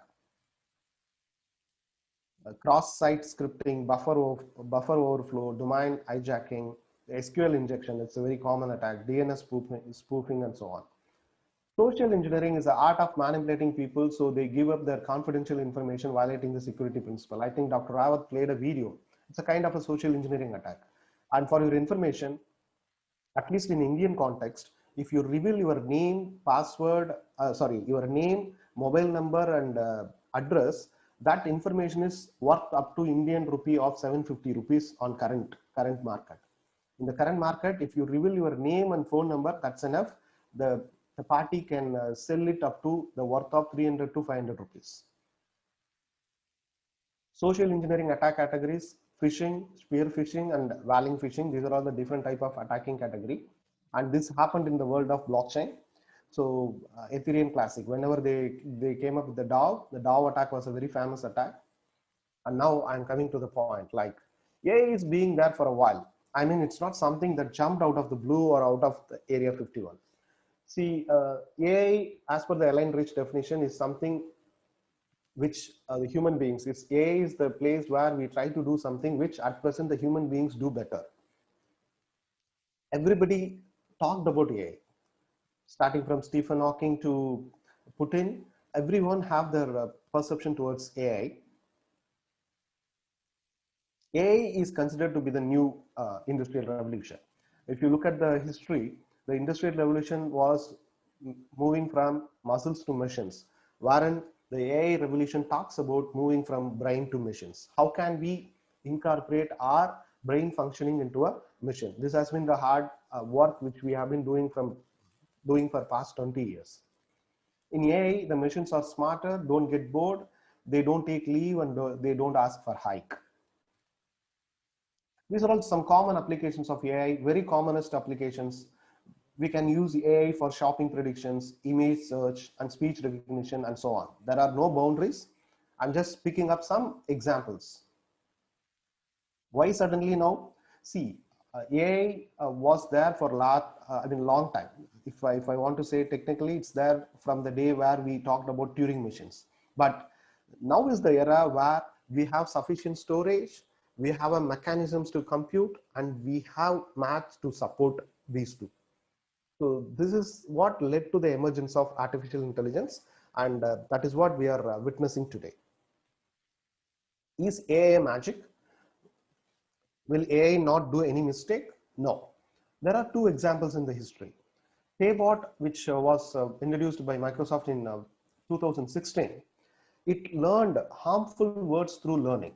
So this is also a danger which we have to accept when we are getting into AI ecosystem. And you take some languages like Turkish, when you do a natural language translation from Turkish to English, Turkish is a general gender neutral language. It doesn't differentiate between male and female. But Warren, because of the other training through other languages, the bot or this Paybot, what it did was it automatically started segregating them based on the gender. When I say nurse, it will be attaching it to female. When I say police, it will be attaching it to male, and so on. So these are few dangers which we have to overcome. See, the challenge, evergreen challenge in deploying AI in cybersecurity is data. So the first case is we need humpty amount of data to explore and come up with some predictions. That is one aspect. Second thing, we don't have the sufficient expertise to carry out these tasks. It's going to be, it's a challenge as of now. I hope these kind of forums and other initiatives will be able to give a solution for this challenge, the second challenge. Security and AI, see, you can also look at in flipped way also. See, we are talking about how can we leverage AI for betterment of time space. The other side is, can't we use cybersecurity mechanism to tighten the AI technologies also? So by privacy preservation, or usage of homomorphic encryption, where algorithm uses encrypted data in place of a normal data. These are some areas where we can also enrich the security of artificial intelligence. We have to give importance to both this. Machine learning, I'm not going to give a full explanation about machine learning. You all know we use AI algorithms and techniques that will give the ability to the computers to learn without being explicitly programmed. Okay, let's get started here. This figure kind of says the bunch of input or any amount of input when passed on. Then for example, let's take a car. The feature of car includes tires, color, engine type, and number of passengers who can travel, and so on. So all this information will be fed into the machine, and one fine after proper training, machine is in a place where it can classify whether the car is a hatchback or a sedan or a mini car, and so on. Okay. Similarly, what happens with machine learning is you can also give a bunch of URL, and it will be in a position to judge whether the genuine URL, it will be in a position to classify the genuine URL and the adversary URL. Supervised learning, it's where we feed the data, and we give the, we also give the feature and then we train them. Unsupervised learning, where we give only the data and we expect it to get trained with respect to the output. Reinforcement learning, the ideal example for reinforcement learning is bicycle learning. This will be used heavily in analyzing the malware. When a malware runs inside a sandbox, the sandbox is nothing but a contained environment where your malware runs, and that winds, and we shall find out how it behaves. So if we use a reinforced learning in the sandbox next time, it will be able to identify whether the file is a malware or not, so that it instructs the machine to change its configuration based on the positive or negative learning based on the reactive feedback. So this is what we expect from the deploy or usage of reinforcement learning with respect to handling malwares. Deep learning, again, this is picking up. It's a whole new big thing that's like a subset of machine learning, which makes the computation of multi-layer neural networks. It's like a human body with neurons, and then like each cell are connected to each other, each data sits in a neuron. Deep learning is something where the combination of feature and classification actually happens at the same time. If you look at the traditional machine learning, feature and classification will be taking place in two separate processes, wherein here we are trying to merge them into a single process, and that's how they operate. ML and cybersecurity, you can see supervised learning can be used for malware classification and spam identification, a project on firewall data, and unsupervised will be more appropriate in handling threat intelligence, feed curation, and behavior analytics. It is also very much an upcoming area.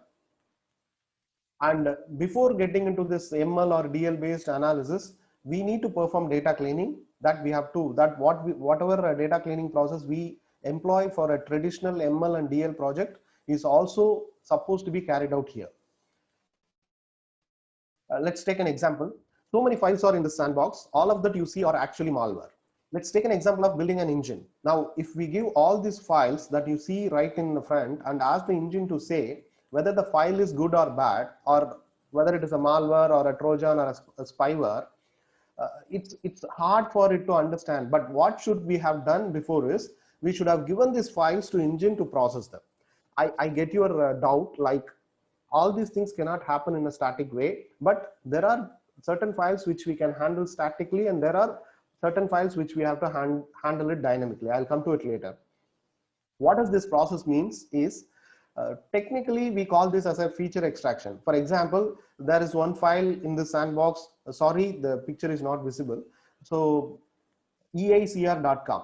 So we are able to extract the feature majorly the file name and the extension. Through the extension, I will be able to segregate, or I'll be able to sense whether it is an exe file or a normal file.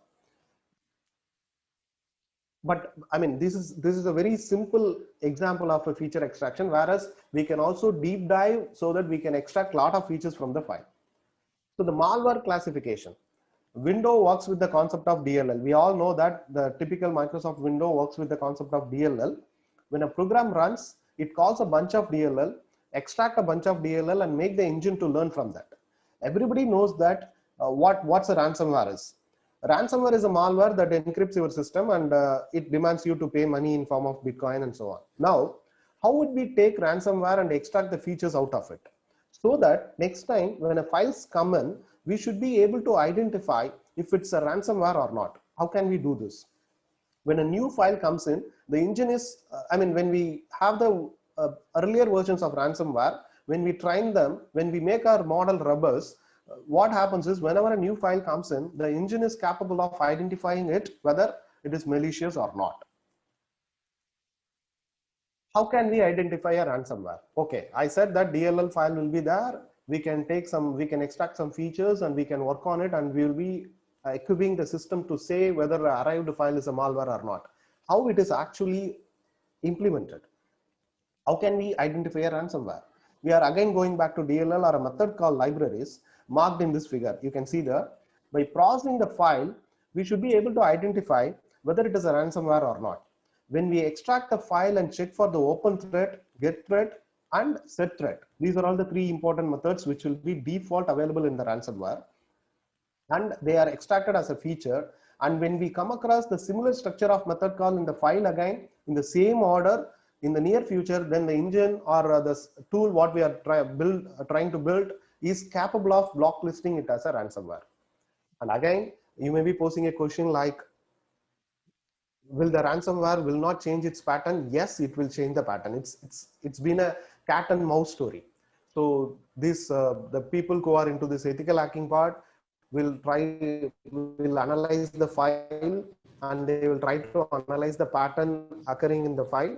And every 6 months or 7 months, the attackers are also very smart, so they also keep changing the pattern. So there is no end for this. That's why I tagged it as a cat and mouse game.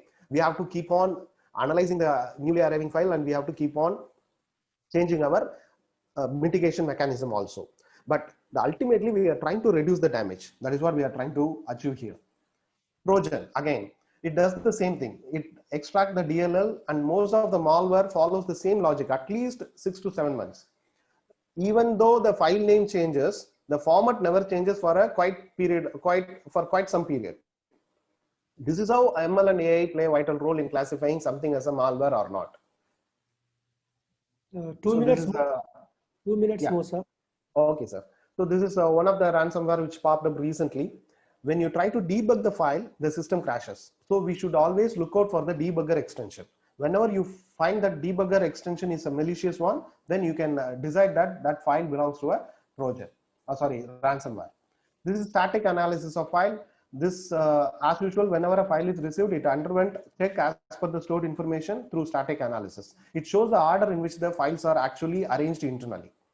And these are all some methods which are being used in DL, autoencoders, CNN and RNN, RBM, and these are all few questions, Q&As, which I have also posted along with this. And I would like to say about this, Stamina is a joint work of Intel and Microsoft. They have come up with the scalable deep learning approach for malware classification. What they try to do here is they convert everything into the form of image, and they try to detect whether malware is present or not. So these slides I'll share with the organizers so that you can also look into it. I'm done, sir. Thank you.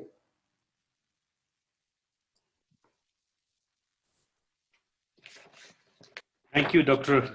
N. Balaji. Yeah. Can I have 1 minute for a demo or so? Okay. If possible. Okay, 1 minute. Yeah, I'll just show one site so that not a demo. I'll show a site as promised earlier. Just bear with me, sir. 1 minute.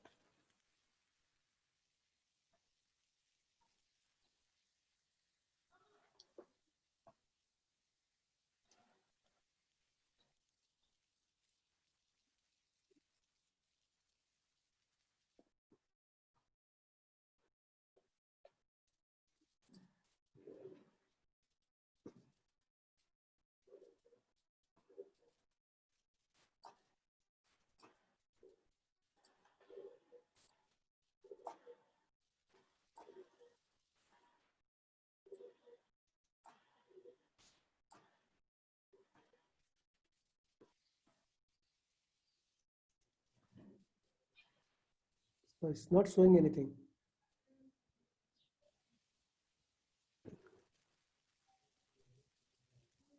Dr. Balaji, you are preparing for that? Yeah, I'm just showing you the links, sir. Okay. Just a minute. I'll not take too much time.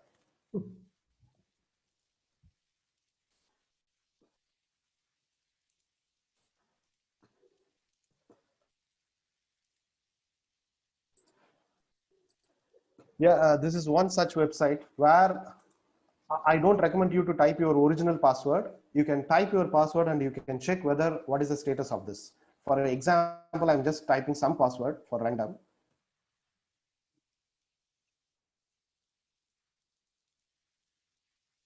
So it says that my password can be brute forced within 19 minutes.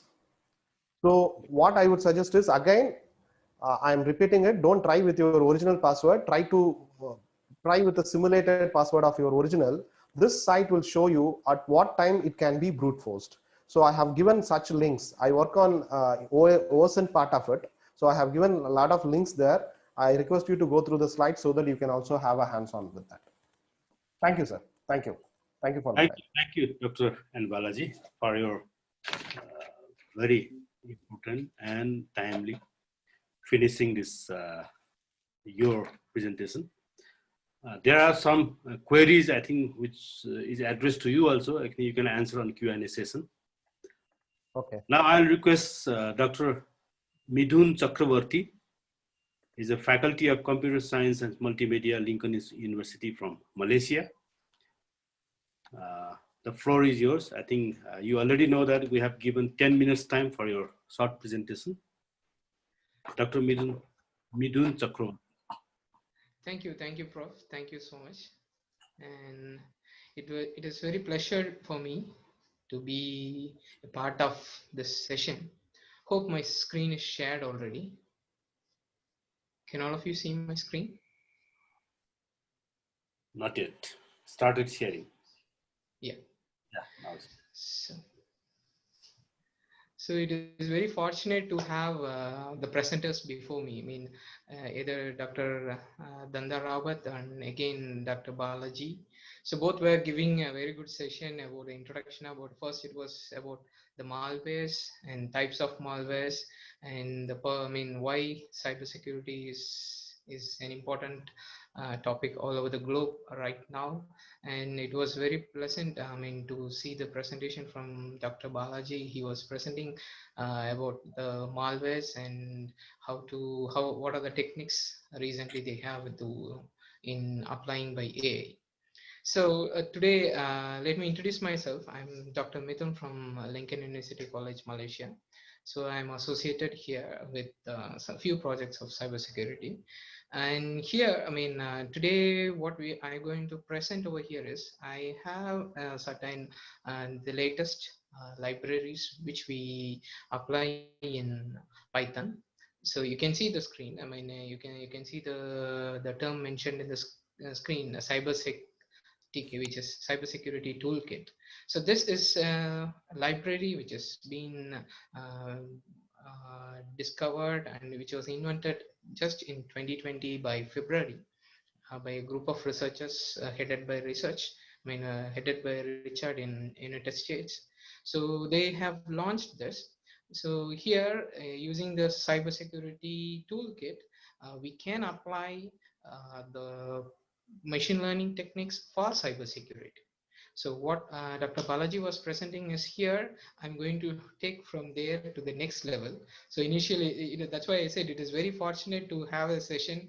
And the first presentation was highlighting the importance of cybersecurity right now, what the globe is facing. And then the second presentation was about how AI plays an important role, making the feature extraction and detecting the malwares and mitigation and all those processes. So now I'm going to take a similar module, so where I'm going to highlight how those malwares are detected using machine learning for cybersecurity. So in cybersecurity. So as Dr. Balaji started with feature extraction, so I'm going with the same. So as I said, I will take you to the first set. Yeah, cybersecurity tool. So just now I was saying about this. cybersecurity toolkit. So this is a new formed library for Python. So it is a Python library where you can use for machine learning, whereas exactly like other Python libraries like Excel, sklearn, pandas, and whatever Python libraries we are using or in existence, it is similar to that. So here, so this is going to have an important role. So where we can do the feature extraction and we can do a malware detection as well. So here you can see the important. So this provides a functions of data and provides the example for extracted features. So here by applying cyber security toolkit, we can provide the functions of the feature extracted, and it also provides the associated reasons for that. And that's what we are going to conclude in here. And then it is developed for feature extraction and cybersecurity related. And then exactly like what I said is it is similar to Keras, TensorFlow, and then sklearn libraries what we have in existence. And then here what we are going to show you an case study is how features are extracted from a Wi-Fi data and then TCP/IP, and how the malwares are detected. So this is a simple toolkit, which the ultimate goal is to give you the information about a latest toolkit to apply using Python, and we can do feature extraction and then detect the malwares. So malwares can be classified by on cybersecurity. This is a form of machine learning on cybersecurity. So what are the methods we are going to do is we are going to detect, we are going to focus on network data and then malware related data. So I'm going to show you a showcase set of data set with some 21 features with 92 instances. So those data are being covered. To detect those data, those are all from IoTs. So we are going to detect those, we are going to extract the features, and as well we are going to find out the malwares. So that's what we are going to do. And then the process of implementation is, so I'm going to take the raw files of PCAP files, and then we are going to apply SCAPI library. So most of you know that, those who have worked on cybersecurity, those who have applied. So these are the 3 steps we are going to do. So first, I'm going to take the input files as the raw files of PCAP files, and the technical files which you will have all the cyber files and from IoT or Wi-Fi and whatever it may be, the networks. So I'm going to take those files and I'm going to apply the Python SCAPI algorithm, the code, to identify the, to extract the features. So once I extract the features, then I'm going to apply the feature extraction technique to find out the malwares. So for malwares, I'm going to use hash file techniques. So this is what the authors who have provided to the globe. So they have given the, they given the article in such a way in 3 steps to take the files as the raw files, and then they apply feature extraction, and to apply machine learning, they use hash file techniques. So that's what we are going to do in implementation. So straight away, without any delay, I'm going to the algorithm. So this is the algorithm. I think you can see.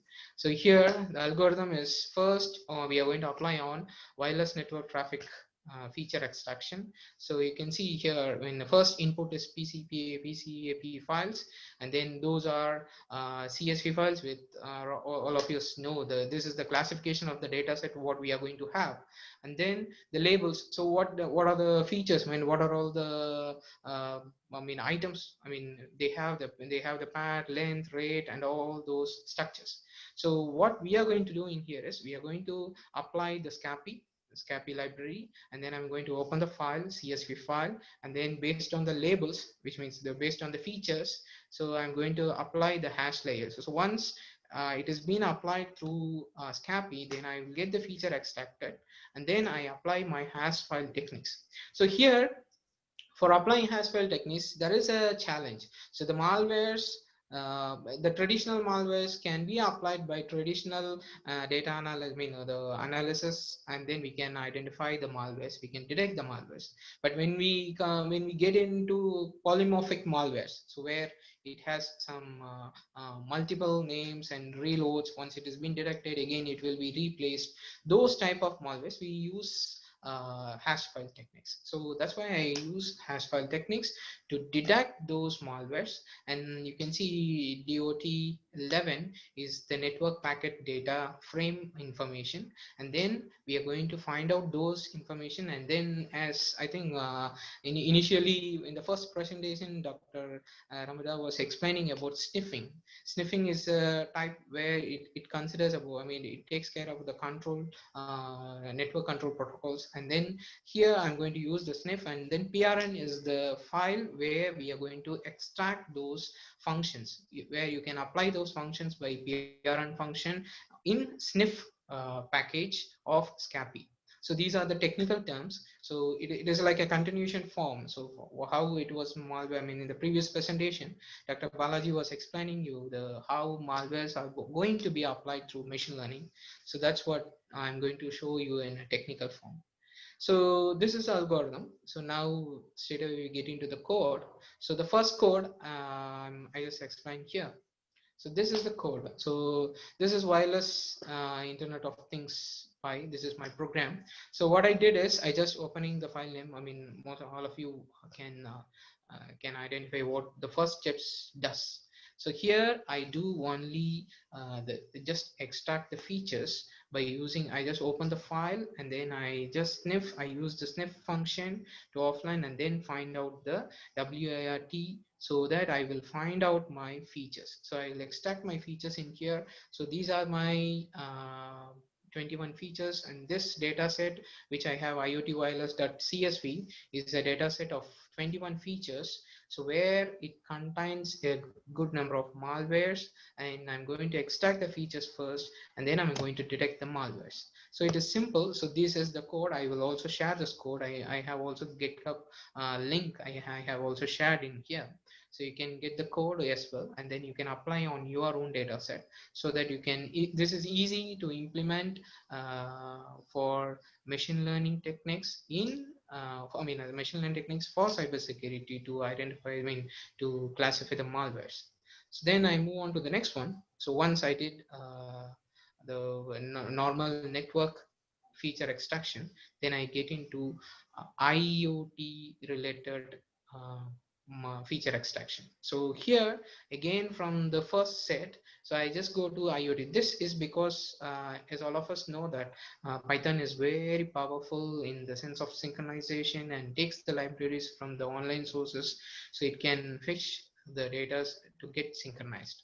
So if it is a normal network, so the previous one will be okay for you because it is from network. But here, so what I do is, so I'm going to take this from online. So from online sources, I just take the values.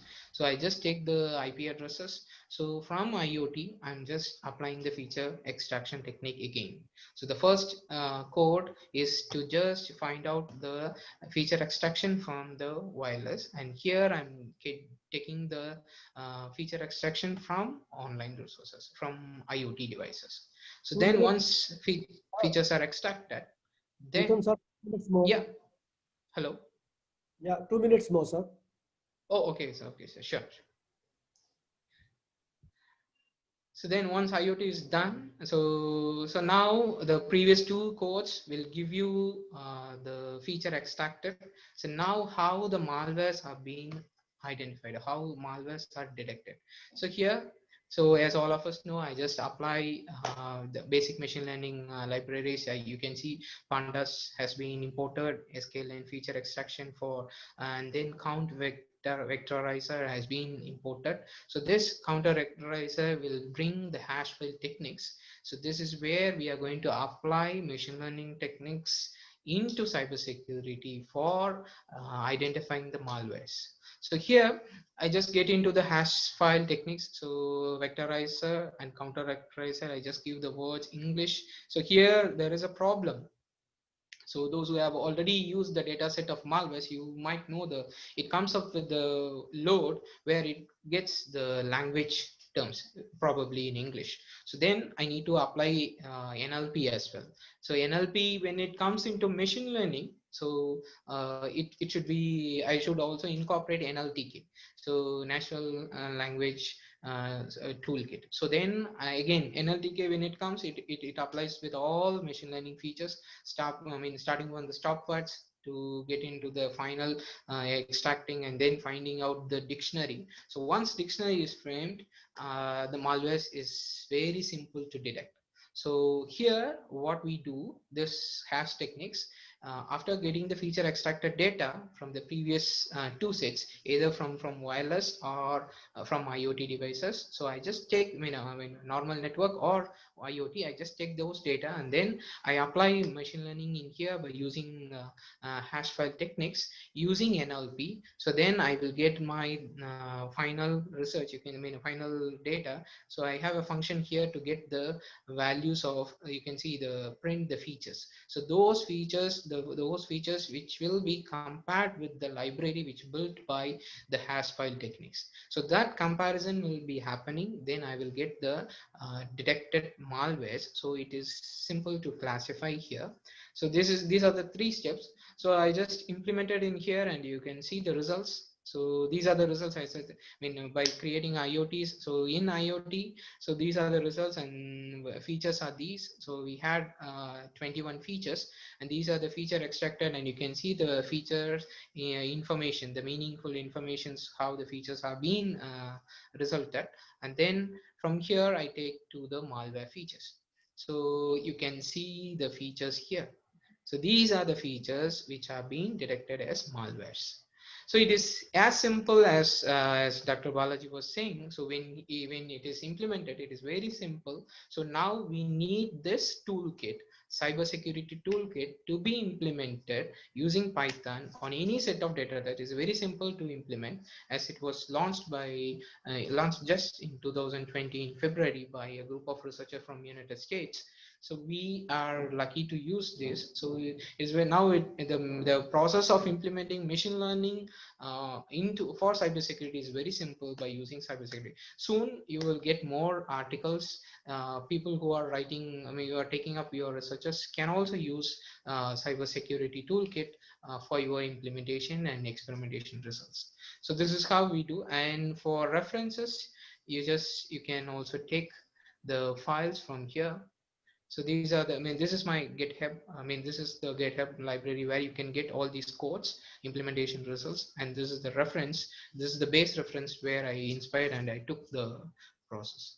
So this is what I have my presentation, and I wanted to make it more short. So I hope I did I delivered what I have in my content. Okay. Thank you for inviting me, and thank you the dignitaries, government bodies, government authorities, senior professors. Thank you for making this event such a grand. Thank you so much. Thank you, Dr. Chakravarti. Thank you, sir. Thank you. Valuable presentation. Thank you. It was very useful, I hope, for all our community. I think we should use your product. I think. Thank you, sir. Thank you. Thank you, sir. Our next guest speaker is from Kenya. She is software engineer and cybersecurity consultant and founder of STEM Wahandisi Law Firm in Kenya. Miss Diana Nyeri Waitanzi. Sorry if we pronounce wrongly your name. You can correct how to pronounce it correctly. Miss Diana, the floor is yours now. Thank you very much, Loshan. Yes, you tried to pronounce it well. So it's Diana Njeri Waitanzi, and I'm grateful for everyone who has been involved in organizing this, for hosting me, and good morning from Kenya.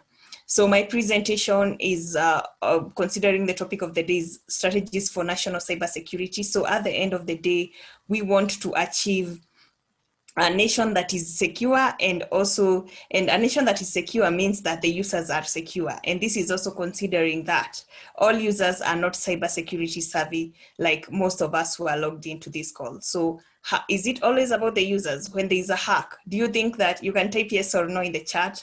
Do you think it's always about the user, or do we also have a problem, or is it the government? When you have a hack in your organization, in your various countries, or anywhere else, do you think it's always about the user? If a bank account has been hacked, is it the user that was social engineered that we should blame, or is it the bank that did not implement the right security solutions? So Yeah, about me, I'm a cybersecurity engineer and very passionate about women, that is gender equality in terms of, so Wahandisi La Femme is an organization that motivates high school girls to get into engineering and technology, and also doing initiatives around women in cybersecurity to upskill them so that we can tap that gender gap, which is according to the UN Sustainable Development Goals number 5, which is gender equality. Some of the accolades that I've received this year are top 35 under 35, which under the technology category, top 50 women in cybersecurity, cybersecurity woman of the year barrier breaker, which is a global category, and also an African award of top 30 under 30. So one strategy that we took, I saw a question on the chat whether Nepal, you have any laws. So one strategy that we took as Kenya last year was to implement, or rather to enact, the 2019 Kenya Data Protection Law, because for a long time we have been using the GDPR by the EU. So, and how it came about was that the ministry initiated the conversation. They called for public participation, and public participation mainly involved us who are in cybersecurity and also the legal when it comes to enacting laws. So I am not sure about Nepal having a law. I saw that question on the chat. So if there is no law, you can use such a strategy, because even in the general data protection regulation, it was first an initiative by those who are sitting in policy making seats and then come up with it. So we have the 2019 Kenya Data Protection Law, first of its kind in Kenya.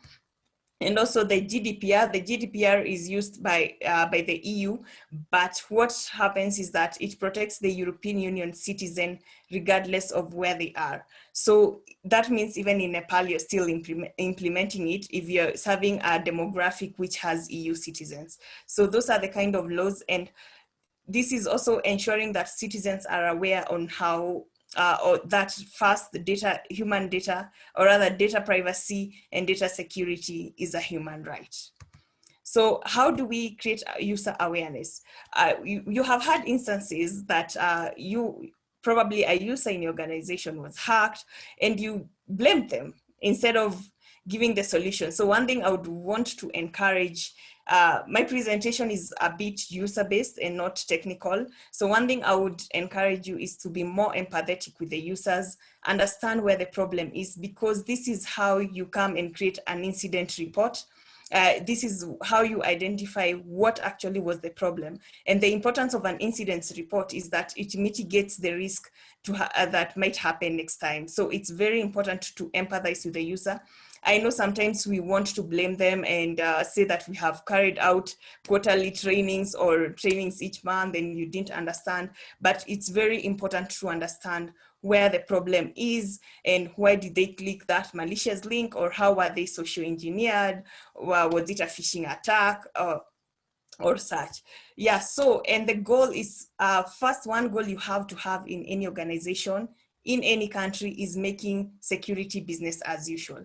This does not need even any formality. Sometimes when you're having even those hangouts with your colleagues or hang out with your friends, just ensure that you're also creating a lot of awareness around cybersecurity, because that is how they become aware. I'll give you an example of Zoom hacking that was going on.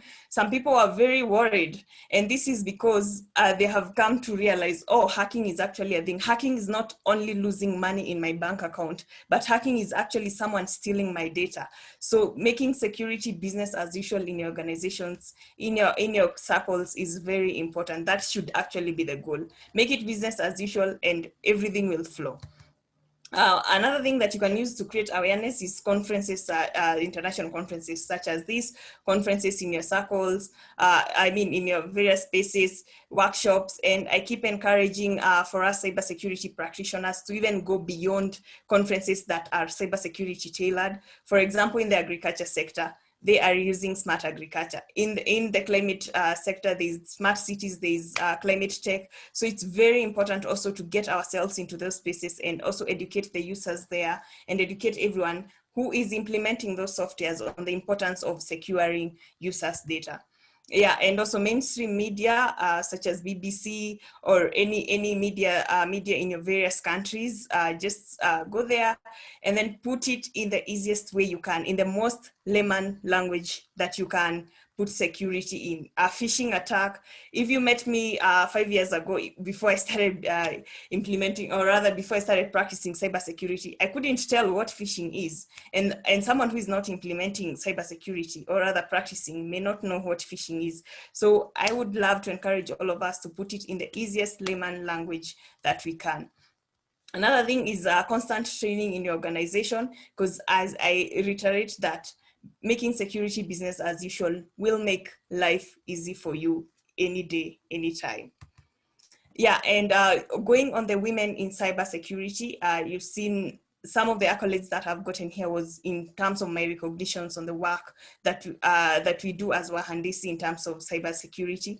And we only have 11% of the workforce that is women, which does not tip the gender the gender equality margin of 50-50. So how do we empower women to still come into cybersecurity and retain? There's coming in and also retaining. So like for our Handisi, we start from high school, because high school, when you're a teenager, sometimes that's when you make career choices, and sometimes in your 20s, that is 40s, 50s, but mostly you find that in your teenage level, that is when you make. So constant upskilling, like we have the 100 women, I'm a member of the 100 Women in 100 Days. It's in the US, you can check it out, where we are offered scholarships on certifications. I recognize that certifications sometimes can be pricey.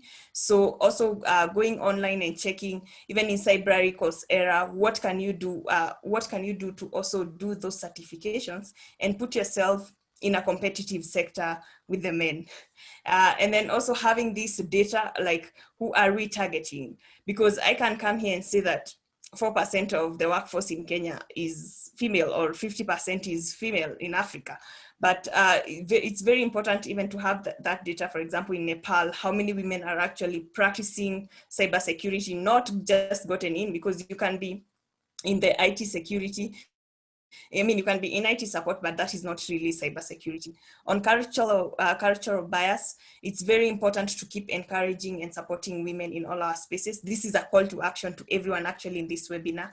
Keep encouraging them, keep showing them, because sometimes we as women face a lot of imposter syndrome. We don't want to ask because our credibility might be questioned. So this is a call to action to everyone in this webinar.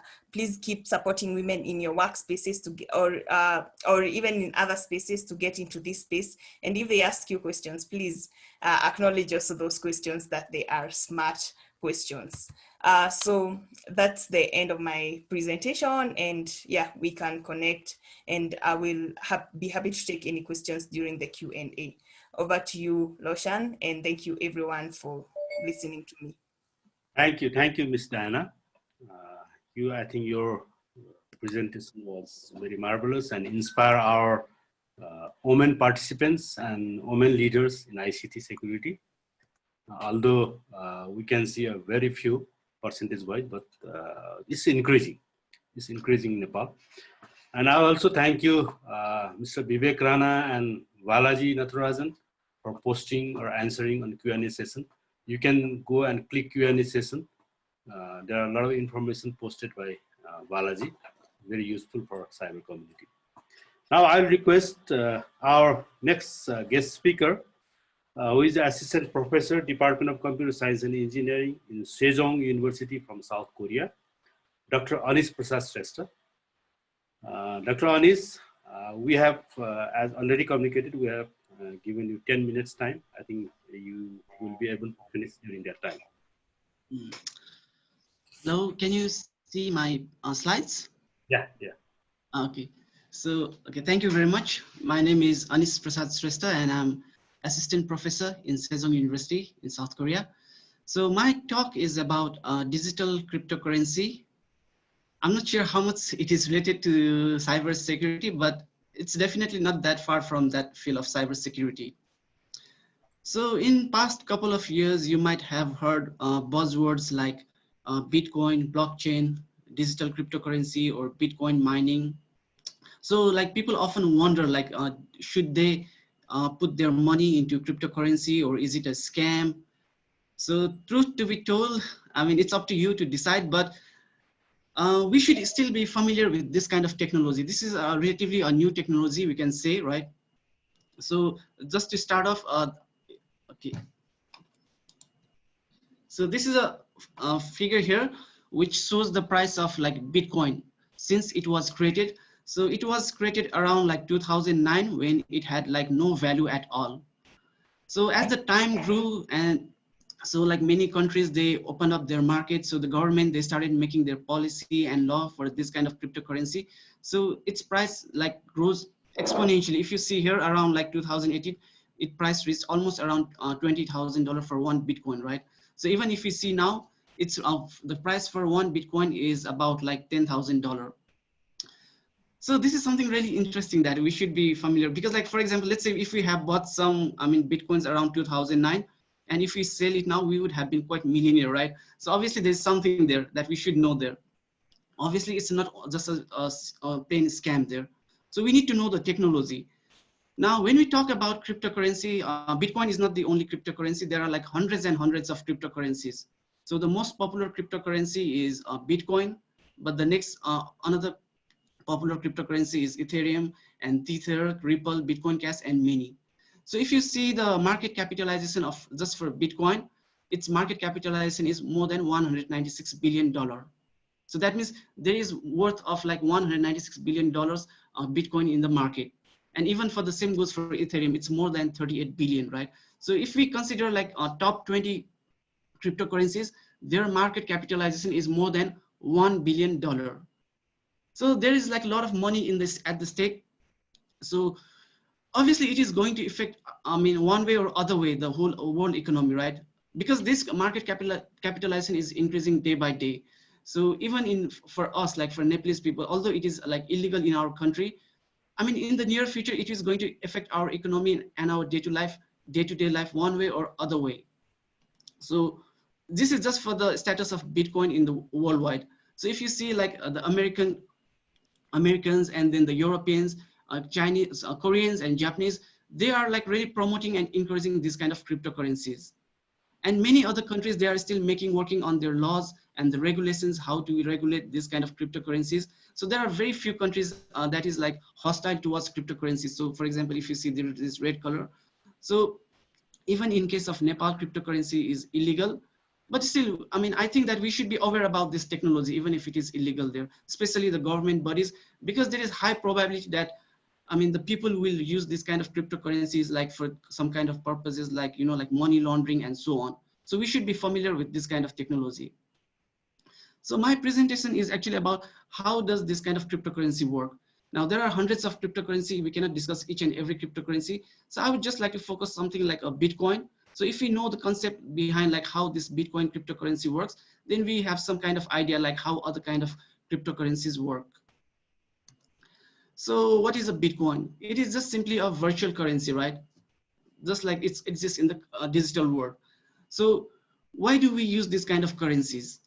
So whenever we buy or we want to sell something, we use this kind of currencies, right? So when we buy or sell, there is certain kind of transaction occurs there. So if you see, for example, here, right? So let's say there are 6 people who have like this amount of Bitcoin in their wallet. So let's say Alice wants to pay 5 Bitcoins to Bob, and Dave wants to pay 10 Bitcoin to Eve. So these transactions are announced by Alice and Bob. So we have to understand that these kind of ledgers, these transactions are recorded in the ledger, and these ledgers are public. So each and every one will keep a record of this kind of ledger. And based on the transactions that are recorded in this ledger, they will update the total amount of Bitcoin that exists in the wallet of the concerned parties, right? So in this case, obviously we have to deduct 5 Bitcoin from Alice's wallet and put that 5 Bitcoin in the wallet of Bob. Same goes in case of Dave and Eve, right? Now, the problem here that occurs is like, for example, this kind of transactions are announced. So in this case, Alice announced its transaction, right? So everybody will update their ledger. But it is also possible that, let's say in this case, Bob will announce this transaction that Alice has paid 2 Bitcoin to Bob. Now, although this transaction is not announced by Alice, but because this is announced, so people might update their ledger. So we would want to avoid this kind of illegitimate transaction there. So in order to avoid this kind of problems here, so what we do here is we use the concept of digital signature. So in digital signature, we have to use asymmetric encryption, right? So where we will have public key and private key. So we will be using private key to generate the digital signature for the message of the signer. And the verifier will use the public key to verify whether that digital signature is valid or not. So let's see how we can solve this problem. So let's say we had two transactions, right? Where Alice pays 5 Bitcoin to Bob, right? So this is a legitimate transaction. So with this transaction, Alice will also put his digital signature there. So this is the digital signature of Alice. So when everybody hears this transaction, they are aware that this is a valid transaction. So based on this valid transaction, they will update their ledger. Now in this case, if Bob again wants to announce this transaction that Alice has paid Bob 2 Bitcoin, then in this case, Bob will be unable to generate the digital signature of Alice. So because this transaction does not have a digital signature, this transaction will be considered as illegal transaction, and it will not be reflected on the ledger of the parties that are involved in this whole scenario, right? So we can avoid this kind of problem using digital signature. Now, even if we have a digital signature, there still exists a problem of replay attack. So what I mean by that is, for example, if Alice pays Bob 5 Bitcoin and puts his digital signature along that message, it is possible that Bob will just simply use the copy of the same transaction where it has the digital signature of Alice and replay that same message, right? So if Bob replaces this same message, then it is possible that the other users will hear the same message, right? Because now this transaction has digital signature of Alice, it is possible that this replayed message may be reflected on the ledger. So we would want to avoid this kind of replay attack. So in order to avoid this kind of replay attack, we need one more solution, right? So in order to avoid that kind of problem, what we do is, while we are announcing the message related to the transaction, we will not only put their digital signature, but that particular transaction should be identified with a unique ID number. So now when Alice broadcast this transaction, right, that Alice has paid Bob 5 Bitcoins, it also puts a unique ID there with this message, and it will sign this message with its digital signature. So now everybody will reflect this transaction in their ledger. But now if Bob tries to copy the same message and transmit this message, right, everybody will be aware that, okay, it is using the same unique ID. So this transaction has already been reflected in the ledger and it will not be updated again, right? Even though it has digital signature, because it has the same unique ID. Now, for example, if Bob changes this unique ID, then the digital signature will not be valid in that case, right? So in this way, we can avoid the replay attack there. So this is how normally the transaction occurs. Now, because this ledger is a public ledger, right? So everyone will keep a copy of their ledger. Now we have to think about the actual scenario. Now in actual scenario, there will be hundreds and hundreds of people who are involved, right? Who will be doing transaction using this kind of cryptocurrencies. And they will be broadcasting their transactions continuously. So for example, let's say that a transaction occurs where Alice pays Bob 3 Bitcoins, right? So in this scenario, how can Bob be? Only 2 minutes. Okay, okay. So how can Bob be sure that this transaction has been recorded properly? So the main problem here is, how can we make sure that the personal ledger of all the parties are identical? So they have recorded all the transactions in the same order. So in order to avoid that kind of problem, what the people do is they will hear a bunch of transactions, put that transactions in a block, and then with that block, they will add some computational work. So when we say computational work, they will be performing hash functions. So I will avoid what is a hash function. I will assume that you have the concept of hash function, right? So people will hear all these transactions and they will try to find a special number, which when paired with this block, and when we perform a hash function, it will generate a digest message where first n number of bits are 0. So in this case, it will assume first 60 bits are 0. So when a person is able to find this special number, then it has proved that, okay, it has performed a certain computational work, and this is his proof of work, and this block will be broadcasted, right? And everybody who has this block will update their ledger according to that. So the concept of blockchain actually comes from here. So when people keep their ledger, they will keep their ledger in form of a block. So we will have a certain block of transactions added with a proof of work, right? And these blocks are created, like, for example, in case of Bitcoin, it will be created after every 10 minutes. So it is called blockchain because the way we relate these blocks are using this previous hash. So for example, if I'm at this point of time, it will add the previous hash of the previous block in this block. So in such a way that all of these blocks, they are related. So from this concept, we have blockchain. So Bitcoin uses concept of blockchain. Now there's one last problem. Because when we have to do the computational work, right? For example, if I'm using my mobile phone or something like that, obviously I will not be able to do all the computational work. I will just simply broadcast my transaction, right? So there will be several people who can perform the computational work for our transactions, right? So there will be a lot of block creators, and they will be hearing for these blocks, right? And they will perform that computational work. So if they can perform that computational work, on top of this transaction, they will also get some reward, right? So for example, if I do this computational work, I will get, let's say, 10 Bitcoins as a incentive for me doing all those computational work.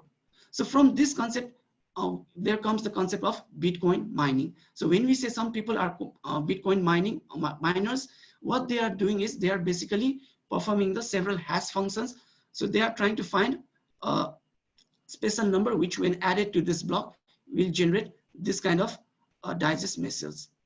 So from here we have this concept of Bitcoin, blockchain, and Bitcoin mining. So because of the very limited time, so I could not explain all the things, but more or less this is the general concept behind the cryptocurrency and mining. So if you have any question, I'll be happy to answer that in Q&A. So with this, I will conclude my presentation. Thank you. Thank you, Dr. Anis. It was very informative, fruitful information. And we have a lot of answers and Q&A also. I think you can also answer their queries also. Now, we have very prominent personality from Nepal who has been in this cyber area, especially consulting area, from the very beginning.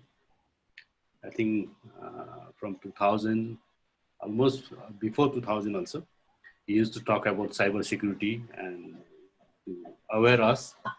He's a principal consultant, JRC, InfoSecure LLP, and he will be talking about cybersecurity insights from Nepal. Mr. Vivek Samsir Rana, your floor now, sir.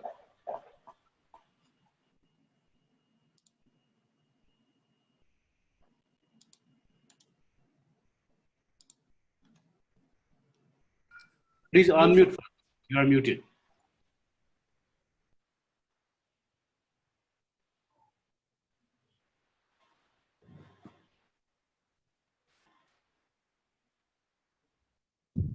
Yes, can you hear me now?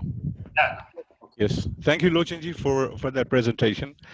Thank you, speakers. It was nice to have you all come to Nepal virtually to answer some of the questions and share your ideas about what information security and in particular cybersecurity is all about.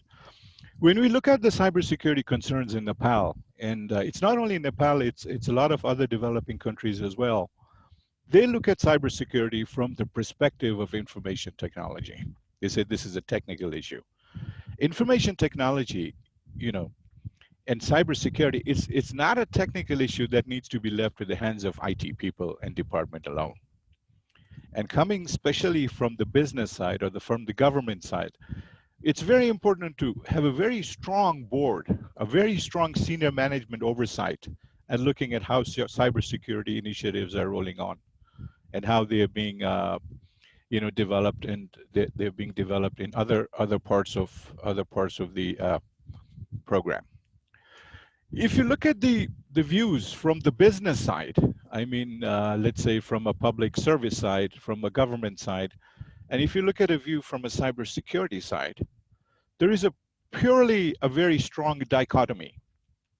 One is purely looking at the business objectives, saying how do I make the delivery safe?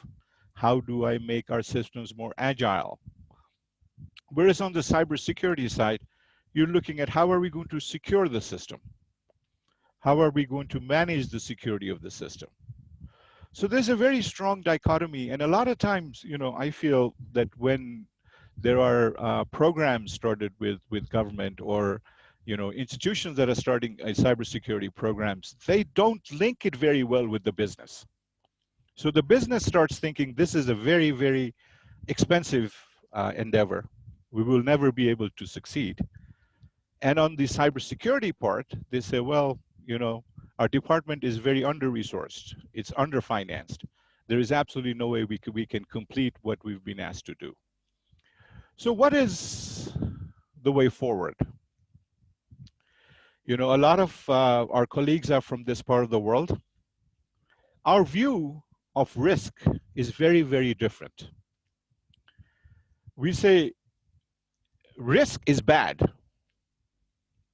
Don't do risky things. Even as small kids, we tell our kids that even if they're walking, it says, don't walk like this, or do it in this particular way. Risk has always been viewed from a very negative perspective. Now, the new definition of risk is not only potential for loss, but it's a diminished opportunity for gain as well. So risk is something that is looked at from a more positive perspective than a negative perspective. So if the meaning of risk has changed, why should we look at or assess risk and manage risk in the same way? So I think is a first starting point. Look at the whole cybersecurity and cybersecurity risk area. And the other area that I feel that we are tremendously lacking, and we have not developed that competency around cybersecurity risk management, is, it doesn't really matter, if Nepal feels that there is cybersecurity risk or not, because it's already there. Cybersecurity accompanies all business opportunities, all government opportunities. And treating the way we need to treat cybersecurity is a matter of acknowledging and choosing the costs and benefits. And moreover, which is very difficult, especially from people coming from a technical background, to explain to the management or explain to the government that these risks are very dynamic. Some of the risks that were 10 years ago are no longer there. There are new risks emerging every time as we talk about these things. So how are we going to manage the risk exposure and impact to our business? And more importantly, it's understanding. Risk management does not minimize risk or maximize benefits. Risk is something that is yet to occur. It has not occurred. Because if it has occurred, it's no longer a risk. It becomes an event. So this is a slide that I have borrowed from Namibia. These are traditional hunters that use traditional weapons. But if you look at them, if you look at their eyes, you will see something. They keep their eyes on the business objectives. My objective is to kill that animal, not look at where the bushes are. So some of the frameworks that are there, we talk about frameworks. Frameworks are good. Frameworks provide a very positive way of looking forward. some of the things that need to be implemented, and especially if you're talking about a higher cybersecurity risk, you need to consider one of these frameworks where you identify what the risk is, you protect your crown jewels, you have a detection policy for anomalies, events. Then these last two areas that most of the developing companies, developing nations don't have is how are we going to respond? And the last stage, how will we recover? Or will we ever recover? Because all these 1, 2, 3, 4, 5, they are functions. And if you look at that from a country perspective, they are capabilities. These capabilities need to be built. Identifying capability, protecting capability, detecting capability, responding capability, and recovery capability.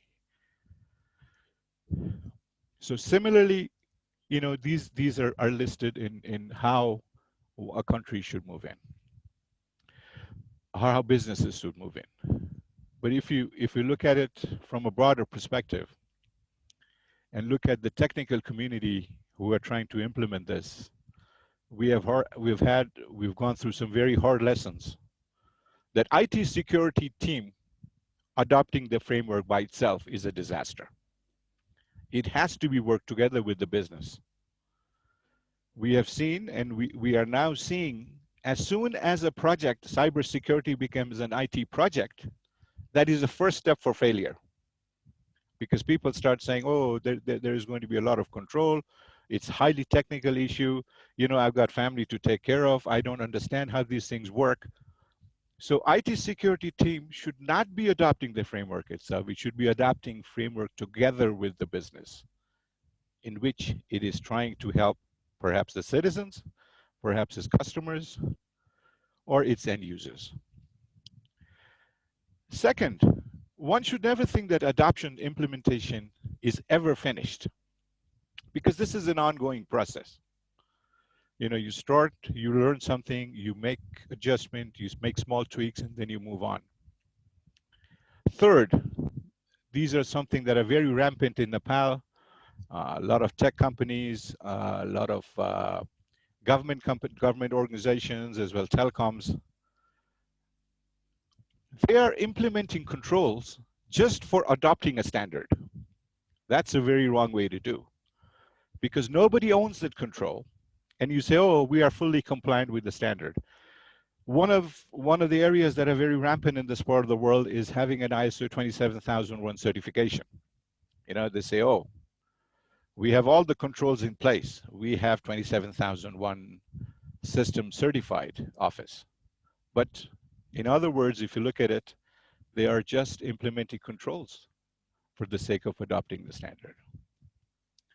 The fourth area, I sometimes feel very, you know, scared when I talk to the people that are responsible for managing cybersecurity for a whole nation.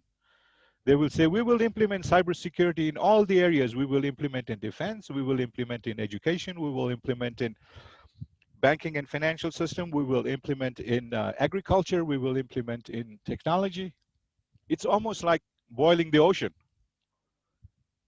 You know, you have to take step by step, learn from what you have done, and then try to do something that is going to encompass everything.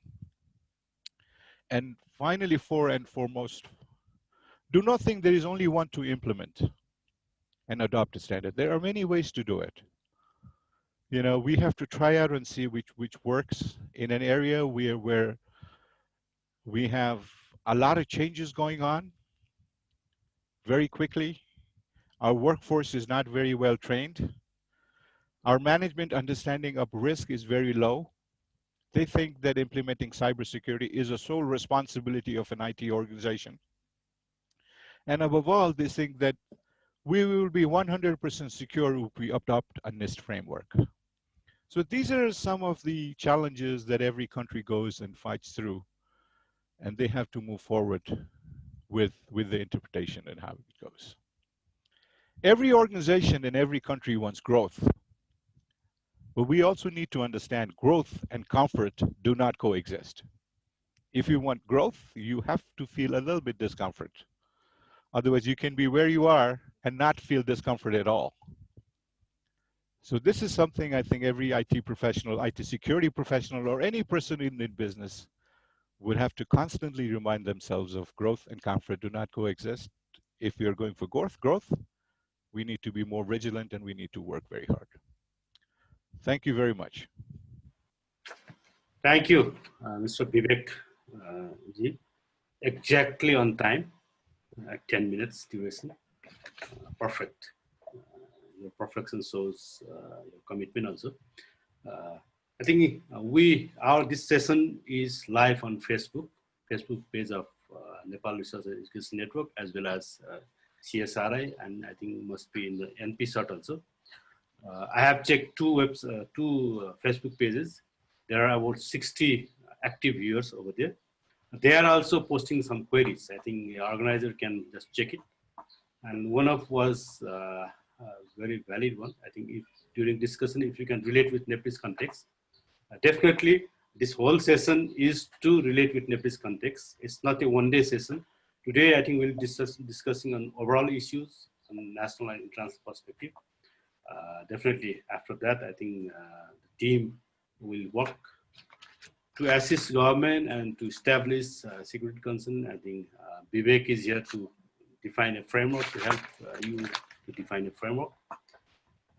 I'll thank all the keynote speaker, guest speaker, and speakers for their valuable contribution with presentation and knowledge sharing. Now I'd like to request our session co-chair, Engineer Binod Dhakal, who has led on this type of activities in Computer Association Nepal as well, and now leading FNCCI in ICT Development Committee. I think he must share something from the industry side. I'll give you 5 minutes for that. Thank you. Thank you, Lochan sir. So, namaste to all of you. First of all, I'd like to thank organizer for getting me this opportunity to participate in this important gathering, important session.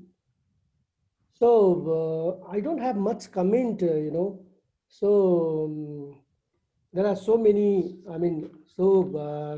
competent speakers, I think I learned many things regarding the cybersecurity, and I would like to thank all the speakers. They have a wonderful presentation. So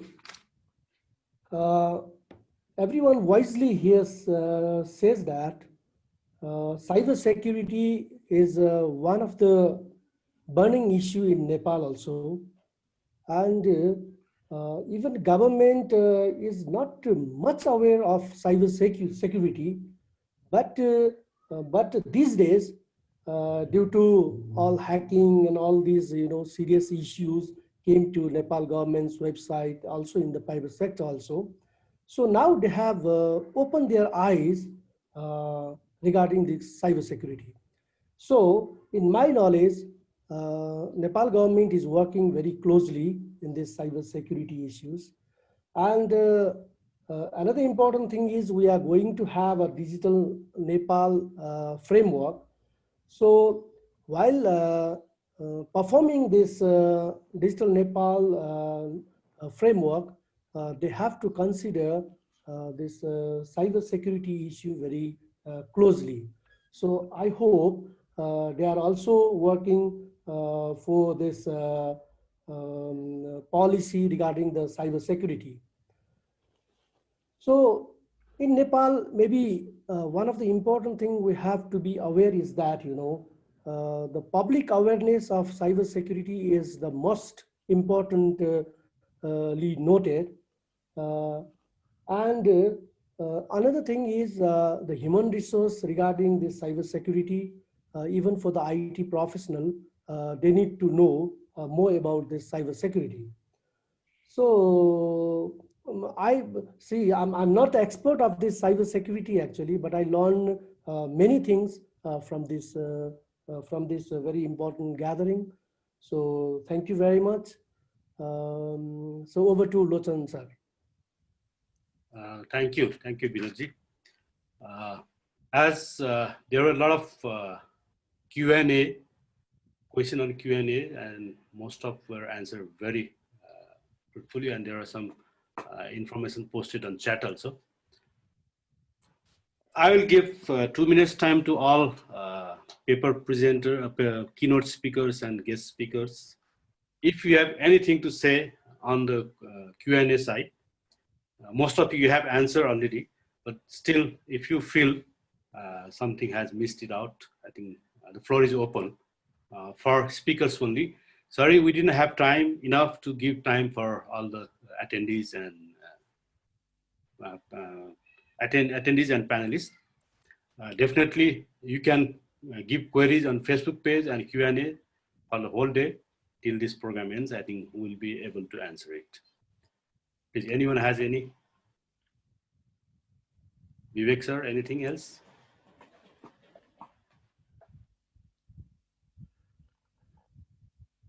No, I think I'm pretty much fine. But if if there are certain questions relating with cybersecurity with respect to Nepal, I'll be more than happy to answer it.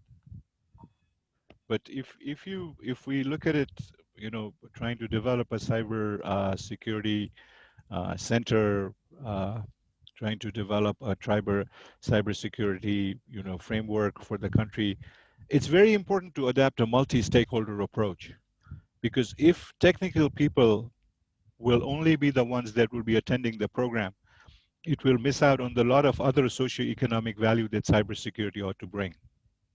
So there needs to be a whole debate around multicultural issues, specifically with respect to academia, technical, it could be gender, it could be a technical committee. All these, the stakeholders would need to come together and say what is going to be something that's going to serve all the nation. Thank you. Thank you. I think Dr. Danda Raut also wants to. No, that's perfect. If somebody has question, I can answer. Otherwise, I think that's great. All talks were great. Thank you for inviting me again. It's a midnight, so I'll just drop off. But, yeah. Okay. Thank you all. I think I don't need to speak a lot. You all has spoken. I think give a very valuable suggestion also. The only thing is, as our president of CSIR has instructed the team yesterday that after this session, we have to go for another session in the broader way to establish a cybersecurity center and policies and those things. I think you all paper presenter will be a very valuable resource person for this. I think you will not deny if we ask for your support for some time through offline or online media.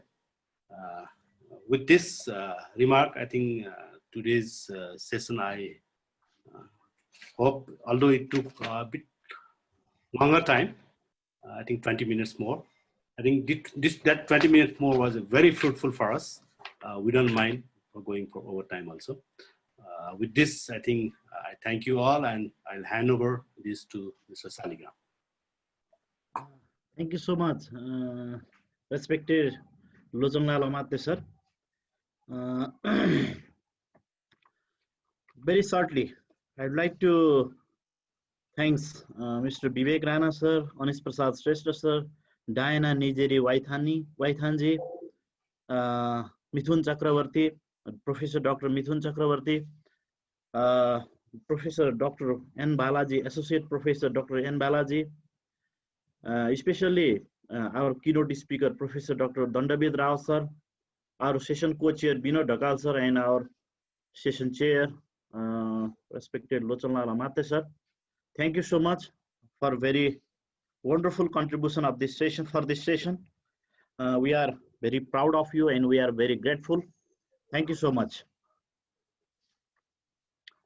And I would like to request now to proceed the other sessions of international conference of our second session. I would like to request Mr. Suman Thapalia, who is the Secretary of Cybersecurity Research and Innovation, to moderate the session. in this session, actually, information audit, practice and readiness in Nepal. In this topic, we'll discuss with more entrepreneurs, more IT leaders who are continuously engaged on the social activism of this sector. And this session would be reported by Mrs. Sila Karki Kongsakar ma'am. She is also the executive member of Cybersecurity Research and Innovation. Actually, in this session, in this our second session, IS Audit Practice and Readiness in Nepal, we have young entrepreneur Naran Koirala, Ashok Gurung, Pradeep Nepal, Ridesh Rai, Mona Nacho Gopaju, Naresh Lamgade, and all these our young entrepreneur resource persons are there. So without delay, I would like to conduct this session to the session moderator, Mr. Suman Thapalia, the Secretary of CSRI. Thank you.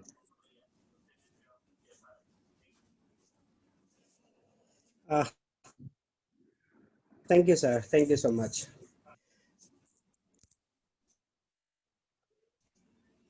Warm good morning, ladies and gentlemen. It is my pleasure to welcome everyone to our beautiful venue this afternoon. I would like to extend a special welcome to our guest of honor, delegates, and dignitaries who will be speaking later.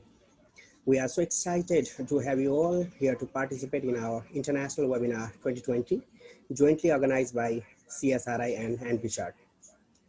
I'm excited to get to know all of the new faces here during our legendary panel discussions. I hope that today inspires ideas and discussions around the way that we can make our city a better place. So cybersecurity is the practice of defending computers, servers, mobile devices, electronic systems, networks, and data from malicious attack. It is also an information technology security or electronic information security. The term applies in a variety of contexts from business to mobile computing and can be divided into few more categories. For example, network security, application security, information security, operation security, and so on. Once again, I'd like to welcome to the International Webinar 2020. Title for today is Information Security Audit Practices and Readiness in Nepalese Organization. For the panel discussion, I have few panelists, few names to mention: Mr. Naran Koirala, the Managing Director of Eminence Ways; Mr. Ashok Gurung, BDM and Lead Auditor from CryptoJ Nepal; Mr. Pradeep Nepal, Chief IT Nepal Bangladesh Bank; Mr. Ridesh Rai, IT Consultant FCGO; Ms. Mona Nachon Gupaju, Consultant from Munal Tech; and Mr. Naresh Lamgade from Cynical Technology. I'd like to welcome all the panelists to the session.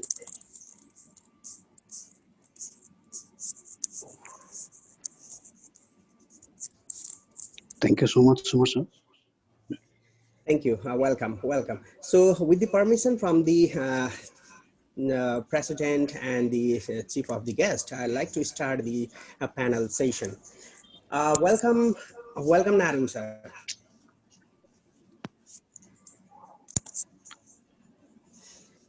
Naran Koirala, sir. Are you there? Okay, sir. I hope you are doing good, sir. Good.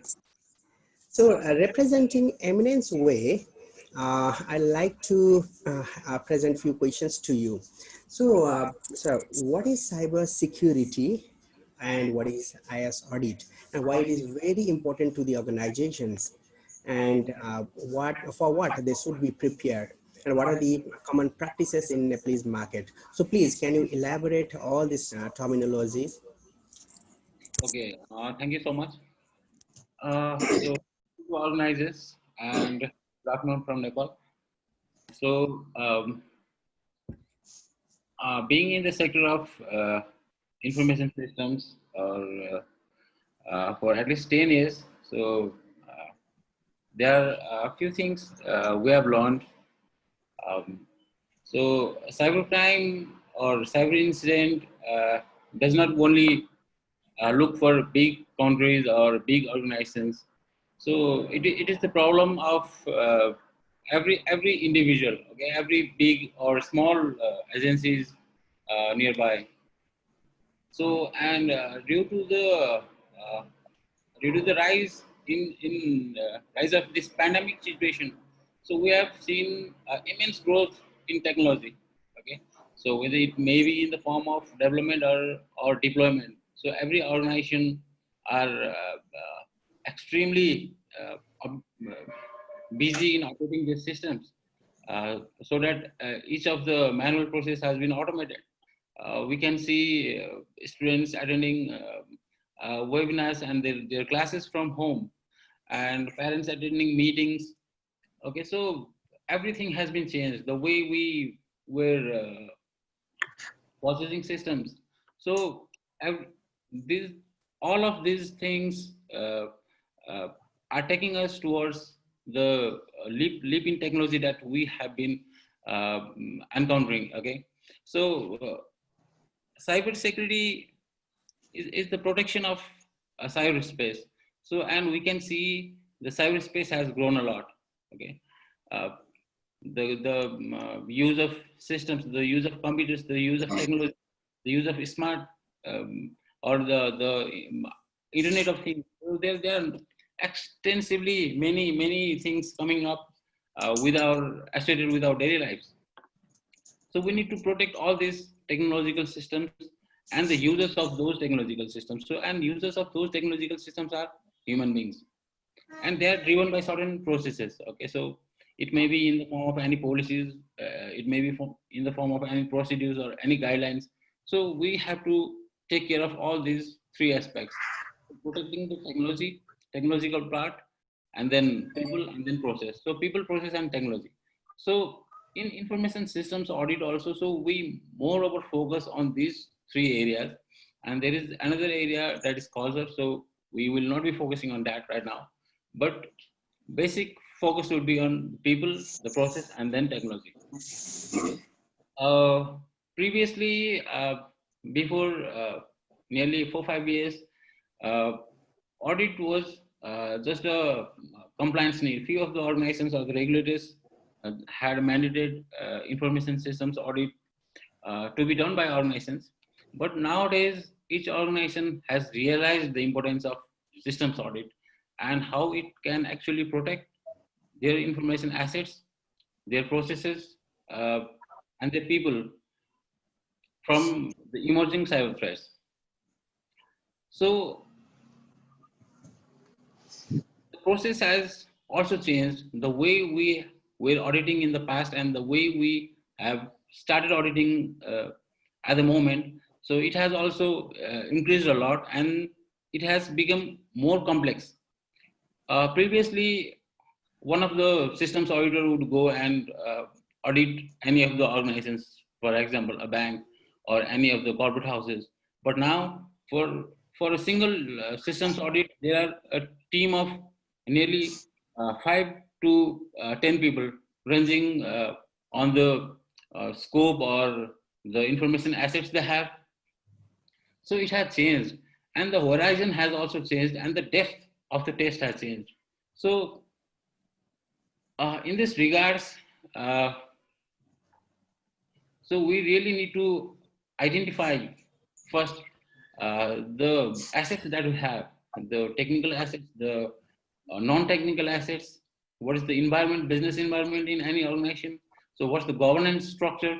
So what kind of risks are associated with our particular organization? So we need to have certain idea on identification of those risks. Okay, and what is the risk management strategy that we have been following or that we have been planning for? And the other part is with the supply chain.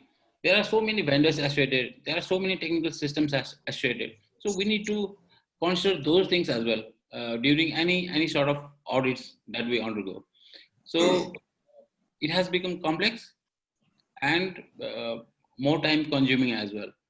And the other part is the organizations have started undergoing the information systems audit. They have started considering information systems audit. The process has been revised, so they are more into the technicals, and they are more into testing of any systems before deployment. So that is one thing that have been improved a lot in most of the industries.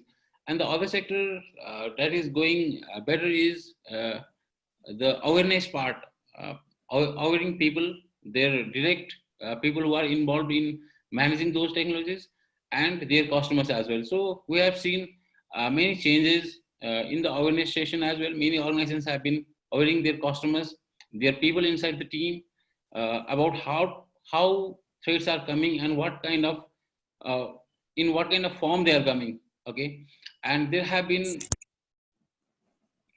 many other subtypes of audit also. So we can consider cyber hygiene audit or the social engineering audit. So whether the people we have been training are really getting what we are training them. So are they understanding it? Are they really protecting themselves? So if any malicious mail is sent to them, so first we need to enable our system to defend it, right? But if it bypasses, then are our people actually ready? Can they really detect the mail or any kind of information that is malicious? So these are the things that is going in depth. So I think the need of information systems audit is really very crucial to everyone.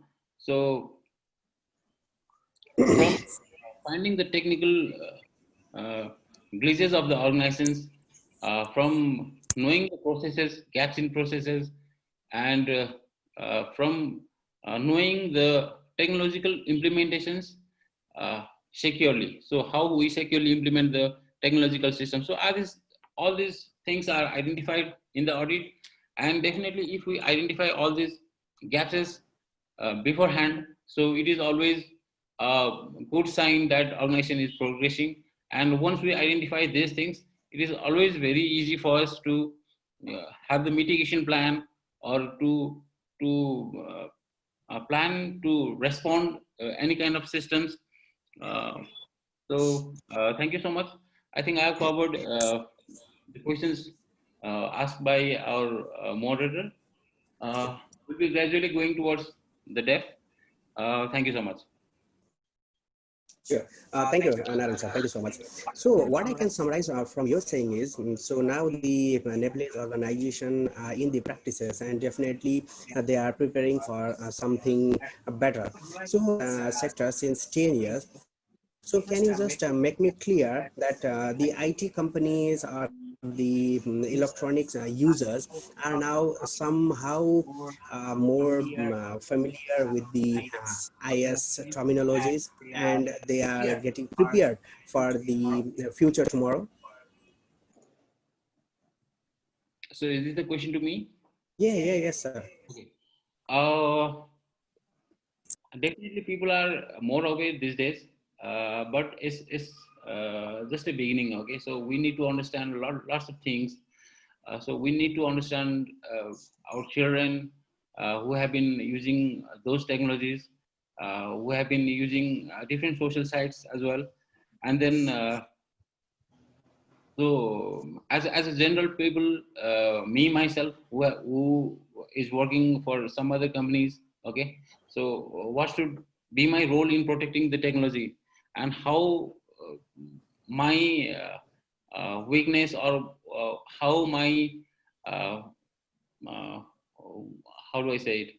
So if I do not use the technology properly, so it can affect everyone from my family to my organization to my even my nation. So these are the things we should be understanding.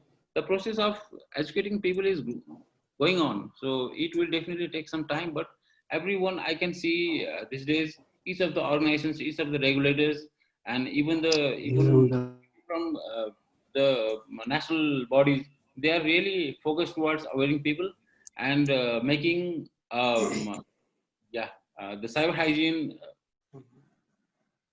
taking the cyber hygiene thing more seriously. Yes. So what we can conclude is Nepal is also progressing in terms of IS information security systems. So thank you, sir.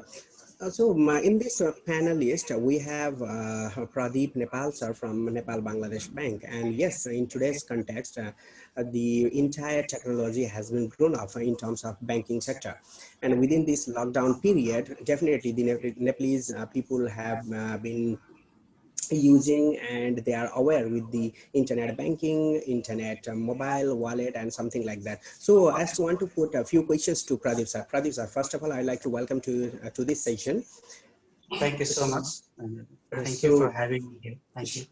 Sure. Thank you, sir. So as you are a banker and you are working with the IT department, so the first general concern is the entire team, which includes the IT team and the board of directors, are they well aware with the IS audit system? Well, yes, definitely. Now, it's not like all those days. Now, everyone is aware, top to bottom, because those previous incident, a few incidents have opened their eyes. So definitely, our top management, from the IT heads and the board of director, everyone is in favor of doing a IS audit these days. So yeah, I would say yes. Okay. That's great to hear from you, sir. So can you just clarify me what is the difference between the internal and external audit that has been practices in banking sector? Yes. Basically, what audits are continuously doing in our banking system is, one is internal audit system, which is continuous process. Normally, we do continuous auditing, and we prepare a report in every quarters. And another one is external auditor auditing system, which is we do in yearly basis. And another one is IS audit, which is we normally do once in a year. And another one is NRB auditing, which is also once in a year. But different between IS audit and other internal, external, and NRB audit is in IS audit, they go in depth and they use technology. They use technically, they do some VAPTs and all loop. They can actually find out all the loopholes and everything. So it is more, if IS audit is more effective than internal and external. I'm not saying that internal and external audit and NRB audit is not required, because they are internal and external auditor are in more operation level.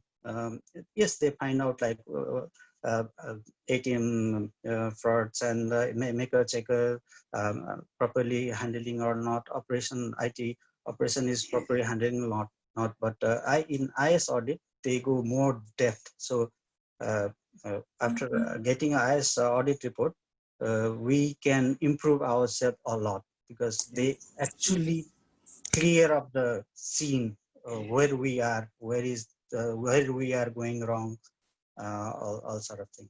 Yeah. Okay, thank you so much for your wonderful answer, sir. And yes, we have Mr. Ashok Gurung in the same panel, who is the CISA certified and also the board of director from npCert.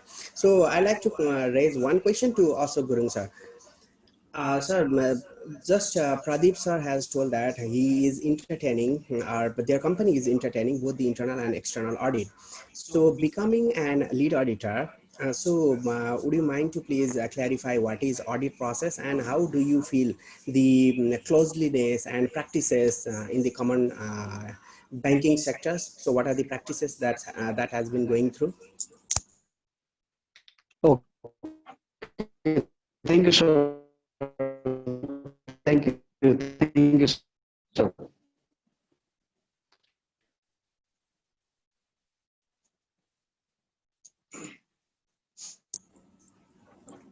I think there is some technical problem with Ashok sir, so we'll connect with him later on. I just want to come back again to Pradeep sir. You just told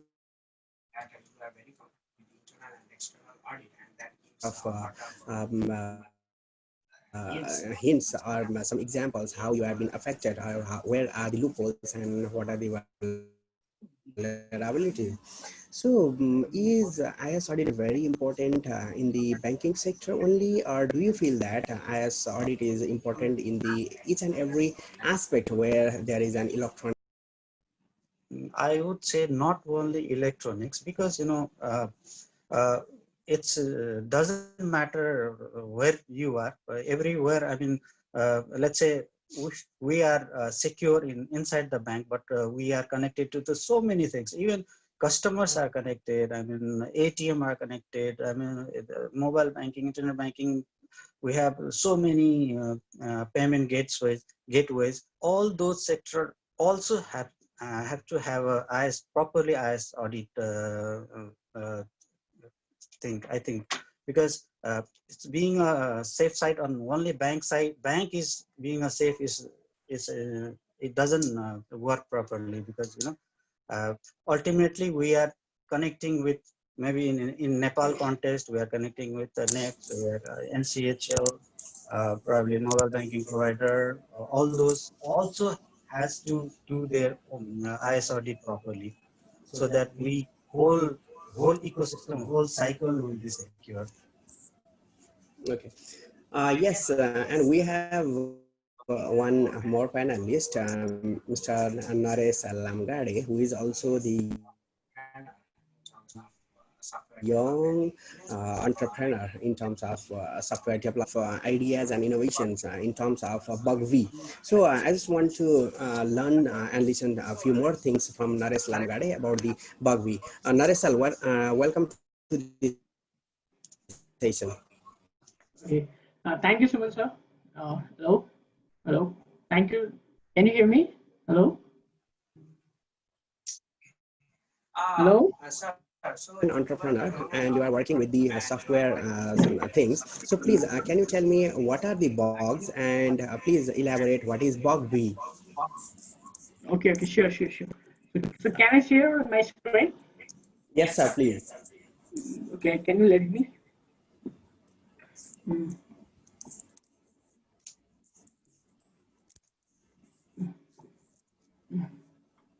Okay.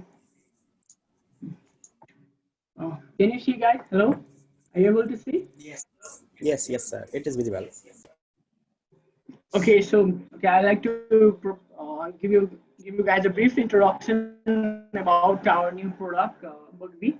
So without bug-V, we are trying to make cybersecurity simple and easy, accessible for everyone. So talking about myself, my name is Naresh Lamgade, and I'm a graduate from Clinton College, and I'm a founder and CEO of Cynical Technology, and I'm like I work for Prime Minister Office as well, and I have worked for Iseva Kantipur. Like, so that's my small portfolio. Okay, so moving around this, so these are our currently product of our company. So these are our company's products. So you might have heard about Cynical, but in fact, what we are doing is we're trying to promote cybersecurity community in Nepal by conducting various kind of CTF and challenges and everything. And regarding this Bounty Bash, I would like to talk about this event. So this is one of our international events where we invite many international level of ethical hackers, our pension tester in our country, and we conduct an event with them. And regarding this B-Sides Kathmandu, so that's our new upcoming event. So it's a multinational security conference that happens all over the world. So for Kathmandu, we will be conducting that B-Sides events in Nepal. So regarding our awards, so we have received a grant from Google on the vulnerability research as well already. So this is one of our prestigious awards that we have received for conducting various kind of vulnerability research on Google product and other security sector. So about us, talking about ourselves, like so we are a cybersecurity company, startup company in Nepal. So that we try to solve a concern regarding cybersecurity in Nepal. So recently we marked our third year at Cynical. So it's been 3 years since we are in operation in Nepal. So in 3 years, we learned a lot about the market in terms of cybersecurity. So in this 3 year long. So we have learned and researched about the market, how market is in terms of cybersecurity and how they are doing it. So here are the problems that I want to discuss about the thing that is happening, and that are the that we think those are the problem in Nepal, in our country. So the first problem that we saw is the lack of awareness. So not everyone is aware of importance of cybersecurity. Like not everyone is considering cybersecurity as an important aspect in their business or in their organization or in their personal life. So they are not very aware. Like cybersecurity awareness is lacking in our country. So another thing that we analyze is not everyone is able to afford security service. Like not every startup or every company are not able to allocate budget for this security service, and due to high costing and so on. So not every company is able to afford cybersecurity. And another thing that we analyze is traditional security approach for pen testing and assessment. So there has been traditional security approach for pen testing and assessment in this market. So another thing that we analyze is no proper responsible vulnerability disclosure platform. So that what does that mean is, like if someone finds a bug if someone finds a vulnerability in the platform or in organization, or so they do not have any proper place for the reporting, like proper way to approach, a proper way to contact. So that is what we saw is lacking behind in our country. So we are not able to directly connect with the correct portion of the organization. We are not able to like get in touch with this concerned portion of the who is responsible for this kind of thing. So solution. So after analyzing all these changes, all this market doing and like problems in the market, so what we did is we came up with a solution, and that solution is Bugby. So what we did is we came up with a product. So that will a platform that will solve those kind of problems in our country and in the marketplace. So what is Bugby? So Bugby is a crowdsourced cybersecurity platform that connects business with security expert, researcher, penetration testers from all over the world, not only from Nepal. What we're trying to do is we're trying to connect business with security experts from all over the world. So that is what our platform is trying to do. So here's one of the things that we want to talk about our product is we're performing next generation penetration testing service. So what we're trying to do is we're trying to bring security experts from all over the world and perform. So what does this next generation penetration testing means is, like you have a product and you have one product, and for the next generation.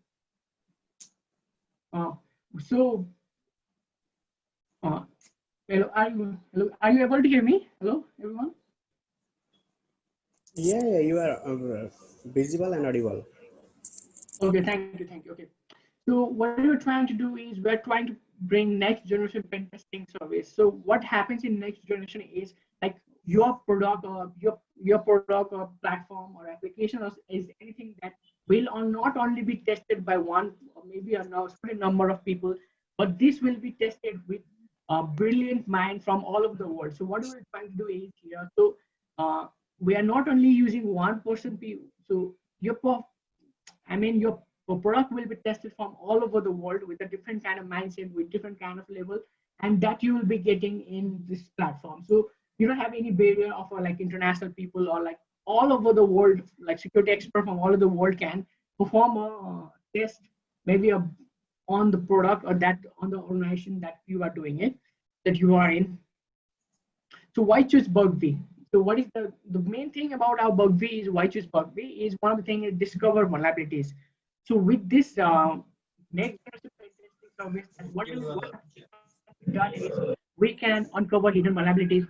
So what happens here is when number of great people from all over the world start to test on your product, then what happens is like you can uncover much vulnerability uncover all the hidden vulnerability and make your system more secure. So another thing is reduce cost. So what the thing next thing about it is you can reduce your cost. So you only pay for the vulnerability discover and save high extra cost. To reduce cost, so what happens is you can reduce those costs like traditional BAPT approach, and you can reduce cost and only for the vulnerabilities discovered, not for the test perform or not for the testing hour, so which eventually will reduce the cost over here. And what happens? Another thing is, so another good thing about our bug free is you will get a continuous cybersecurity service. So what happens is every time someone will be looking at your product for a new kind of vulnerability, as one people will come and they will go, another people will come and they will go. So this cycle, this testing cycle will be running, keep on running, and you will be getting a continuous security service for your product or for your applications or anything that you are trying to test. So another thing that we would like to include is why choose our bug free is preserve reputation. What happens is when I talked about like there is no proper platform for the reporting. So what happens is like maybe some security experts or maybe some guy find a bug, and what happens, he try to connect you in various kind of medium like maybe Facebook, maybe Twitter. They try to contact you. They try to contact you by various medium like Twitter or maybe your Facebook page or maybe your Facebook here. And what happens is that they are not correct person. So they are not aware like what you are talking about. So they will not be able to reply you as you are looking for. So what happens in that case is the reporter who is reporting will be like get frustrated, or maybe he might be like curious about those things they get reply. So what happens is they might also do some bad effects on your, as like maybe they might disclose those vulnerabilities, or maybe they can disclose those data, and that cause a data leakage or data breach incident in the market, which we are facing currently. What happens is with this platform, those things will be indirectly covered. Like maybe, so what happens? Everyone will find a correct platform, and so they are aware like, okay, this is the correct platform. We should go through this. So what happens is this will preserve reputation as well. So that's why we have it in this reputation. Another thing is next generation pen testing. Like as I told you already, this product will be tested by thousands of different security experts from all over the world. So you will be getting international level of security in our platform from Nepal as well. So okay, so bug free service. So so currently we are providing only two kind of service to our platform. One is bug bounty platform. So we can run your own bug bounty platform to your app or your own control as long as you want. The program run on two categories. So one is managed and another one is unmanaged. So in managed program, what happens is we will take care of your security needs. Like for example, we will take we will act as your security team, and we will try to validate on behalf of your company. And in unmanaged service, what happens is you have your own security team and you have to do all those things by yourself. So another thing that we are providing is live hackathon. So what happens is when companies want to launch a product in a very quick and very in a very certain, maybe in a rush, and maybe they haven't done any security testing. So what we can do is we can conduct a live hackathon or maybe live event on behalf of them, or only focusing on their product. So what we'll be doing is from morning to evening. So we will be collecting different maybe ethical hackers or maybe ethical people, and we will be conducting event on behalf of your product, and they will only be looking at your product for maybe 10 hours, maybe 12 hours continuously. So that is the thing. So that is our pro platform. So any questions? I'm looking for your questions here. Sure, Nara sir. If there will be any question, then we'll deliver that to you. Thank you so much. So I just want to get back to Ashok sir, Ashok Gurung sir. If now you are audible, then I have one question to you. So generally you are the lead auditor and you are doing as audit in different sectors like bank, software companies, hospitals, and so on. So how do you define the cybersecurity and information security audit on your own view? Okay, thank you so much, sir, for your questions. And I am really sorry I couldn't connect to you due to the low internet connection. So right now I am out of the homes, and standing on outside. So I'm really sorry for that. And at first, thank you so much CSRI team and Ensure Nepal for giving me this opportunity. Sir, am I audible? Yes, sir. Yes, sir. You are loud and clear. Yeah. Could you please repeat once what was the question, sir? Simply, can you define what is cybersecurity and information security audit on your own view? Okay, okay. Thank you so much. Thank you so much, sir. In my previous speaker, Naren sir is already given the lots of definition about this. But in my view, I'm not trying to go on deep on this topic because he has already given the wide range of the cybersecurity. In my view, cyber belongs to the technology and security belongs to the protection. That means protection of technology is known as cybersecurity. Cybersecurity refers to the practice of ensuring the integrity, confidentiality, and availability of information. Dr. Balaji also described about this earlier. And cybersecurity is comparison of evolving set of tools, risk management approaches, technologies, training and best practices designed to protect the network, device, programs, and data from attackers or unauthorized access. And another, then what is information security audit? Information security audit is a systematic evaluation of the security of a company's information system by measuring how well it conforms to set of established criteria or established assets.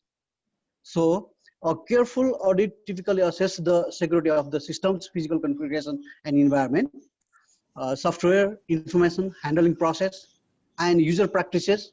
Security audits are often used to determine regulatory compliance in the wake of legislation such as HIPAA that specify how organizations must deal with the information. These hope this will collaborate the what is cybersecurity. Yeah, Thank you, sure, sir. sir. That's fine, sir. That was the wonderful answer. So combinedly, the basket of confidentiality, integrity, and availability is the concrete of the cyber security. So I just want Obviously, to sir. top up one more question to you. So you are having the lead audit in the many Nepalese organization. So can you please elaborate the challenges to perform and any IT or IS audit in context of Nepalese organizations? Thank you so much. Thank you. It's a really wonderful question. So I am really wanted to express these things. Before answering these questions, I would like to start some example. Some times ago, I was at an organization doing IT audit.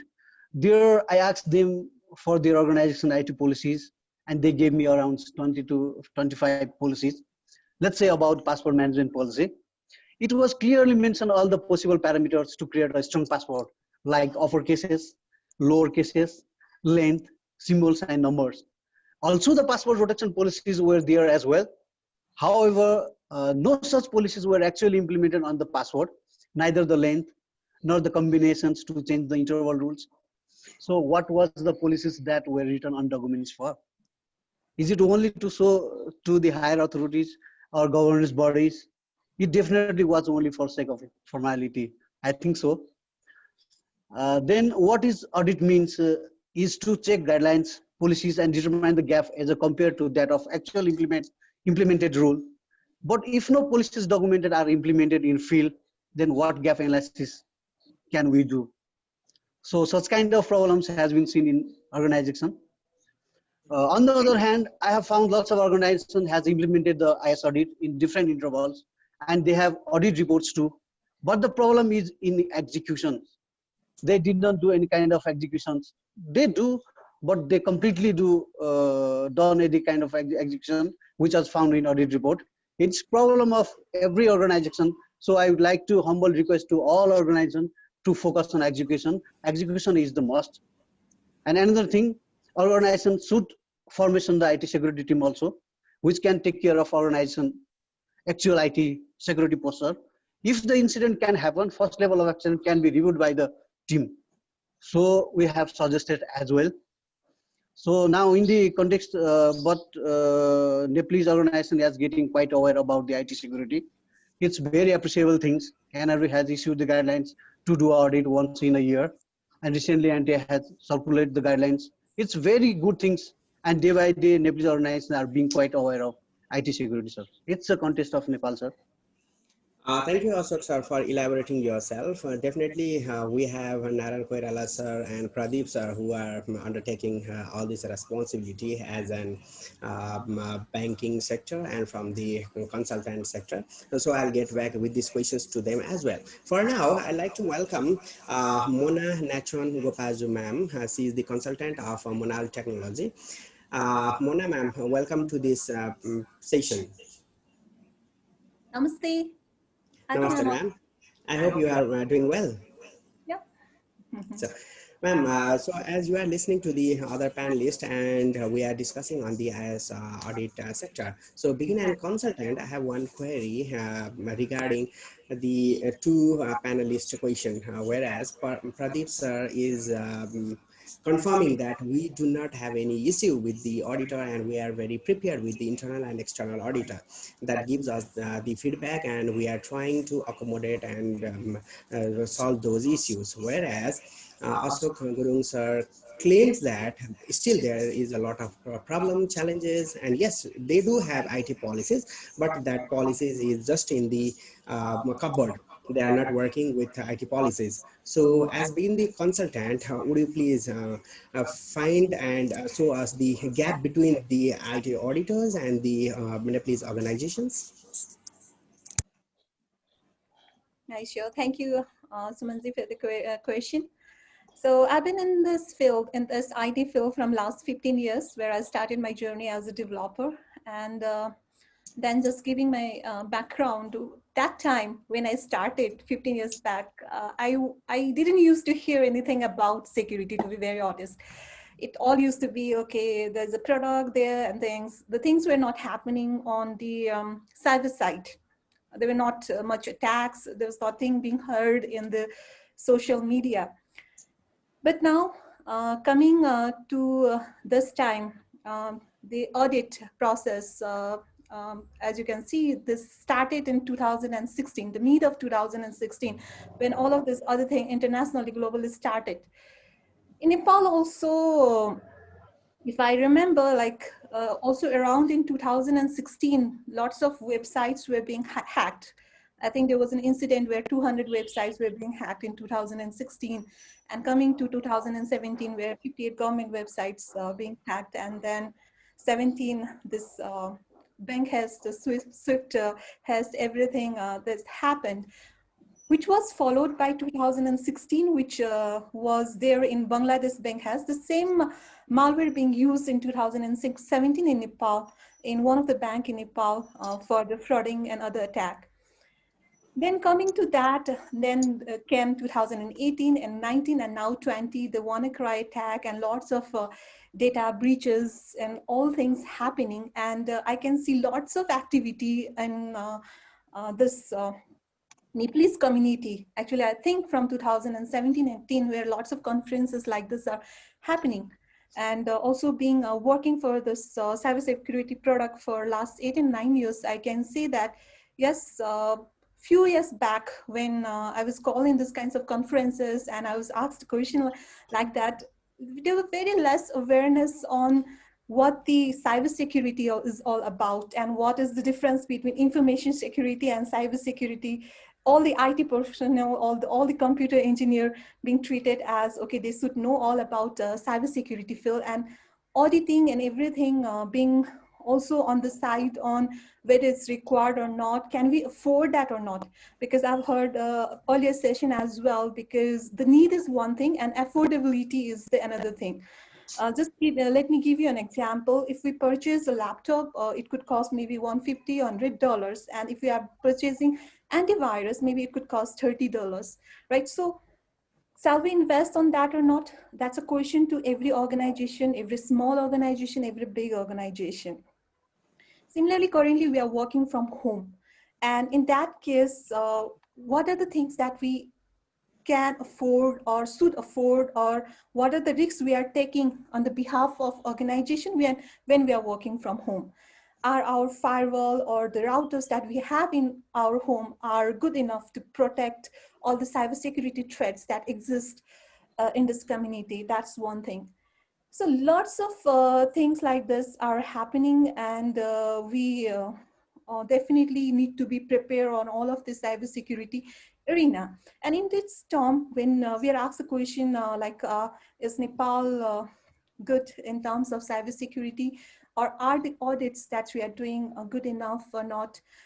So on that end, what my thinking on that line, or what the cybersecurity personnel who works in that Phil would like to say that assuming assuming breach is the new now domain toward thinking towards cybersecurity.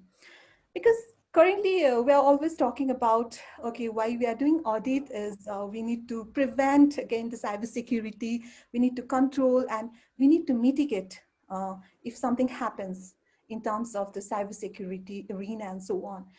But the thing that we need to know about now is, prior maybe we used to be afraid of the weapon attack and all the earthquake or all the things that could happen to us. But now there's a whole thing of IT which has made us really globally connected, because all of our personal information, those are hosted in cloud. Currently, even if I take a snap, okay, then maybe it gets uploaded to my cloud, right? And then I need to think, oh, okay, what if my all of these things in the cloud gets accessed by someone, then maybe my personal photos could also get access. So lots of things like this happening in this cybersecurity arena, where the cybersecurity solutions being made, or the knowledge of cybersecurity that we are spreading is always behind how the world of all the cyber criminals and cyber hackers or crackers are acting upon. So they are always one step ahead of all the solutions being made, all the expertise being built, and all the knowledges being built. So we always have to assume that the breach could always happen in this world. And that's why this risk mitigation and risk contingency planning is definitely really important, because doing an audit is needed, because that would help us to learn our position in terms of where we stand in terms of cybersecurity and in terms of IT things. But then we'd also get to learn, can we invest? I mean, how much can we invest on these things? So we can make our yearly plan and yearly budgeting. Let's invest on this solution. Let's invest on these products. Let's invest on educating these things. So we can make the prevention action planning. We can have the control mechanism. Similarly, we can think that there could be a breach, so we can have the mitigation planning on that regards. So having said all of these things, what I would like to say is it's really good start that Nepal has now started practicing lots of international audit, and also internal audit and external audit in lots of big organization and enterprise houses. But at the same time, it's really necessary that even the small corporate houses and other people who are working from home or remotely becomes aware of this one, and IT audit, the checklist gets periodically updated, so that whenever we have security incident that happens, we can upgrade our checklist and then ensure that that does not happen later on. So that's my very short view on this one. Thank you. Thank you, Mona. Thank you so much for sharing your wonderful long 15 years journey, and definitely you have tried to clarify what are the things that has been drastically changed and what are the readiness and preparedness of the Nepalese market too. And you have tried to elaborate the differences between the different international practices that has been adapted by the Nepalese society or Nepalese market. Thank you so much. I'll get back to you. So for now, I just want to welcome Ridesh Rai. Ridesh sir, welcome to the session.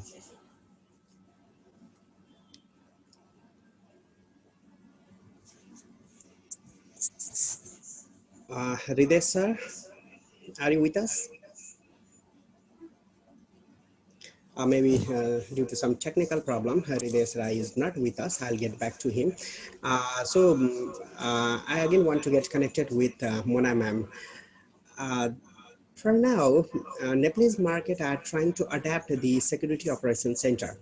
And as being a consultant, how do you take? Is it necessary that Nepalese market requires a security operations center, or they are well enough to equip inside their organization? For example, you can take a big corporate houses, software companies, or a bank. So please, can you fill the gap between these? So your question is, sorry, could you please repeat your question again? The security operating center can.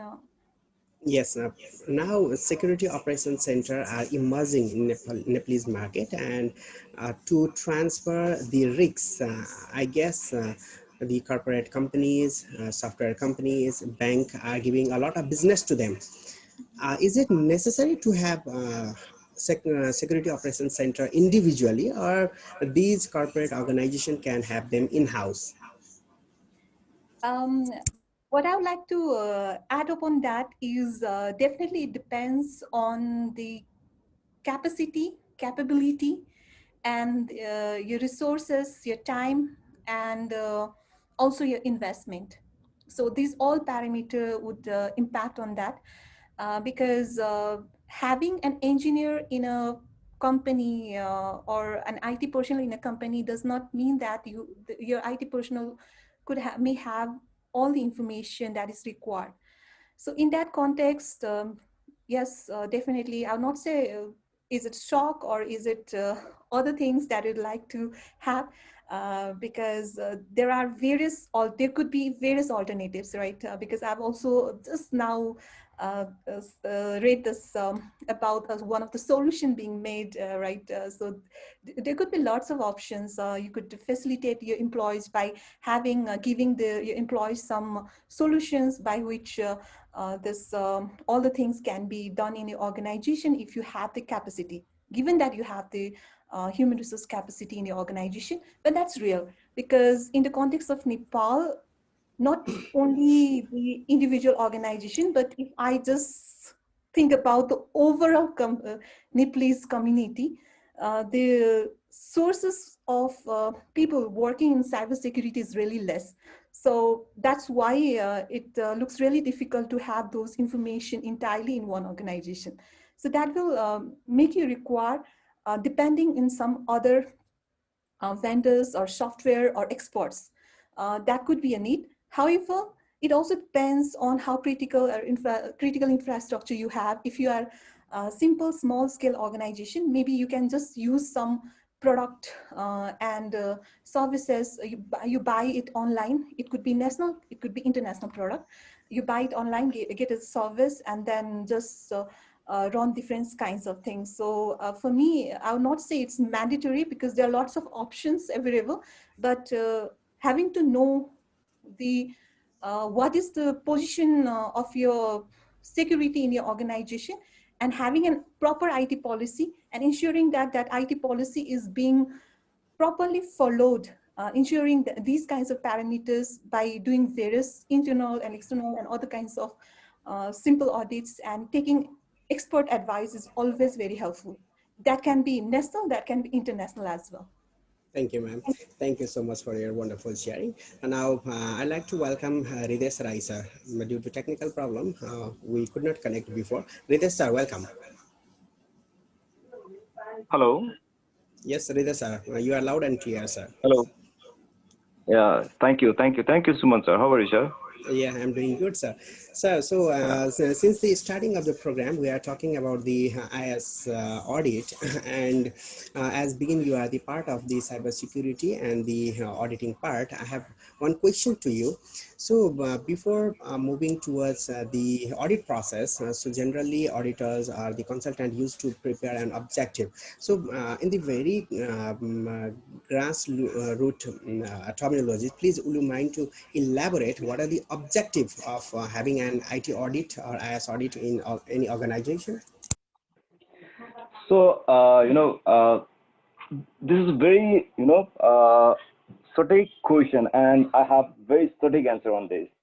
So actually, the purpose of IS audit, is just to secure the organization, just to make them visibility that how much secure is their organization.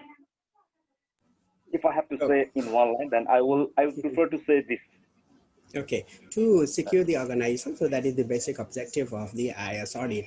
Then you recruit any auditors, then they will go to the companies, they will have an IS audit, then they will give a report.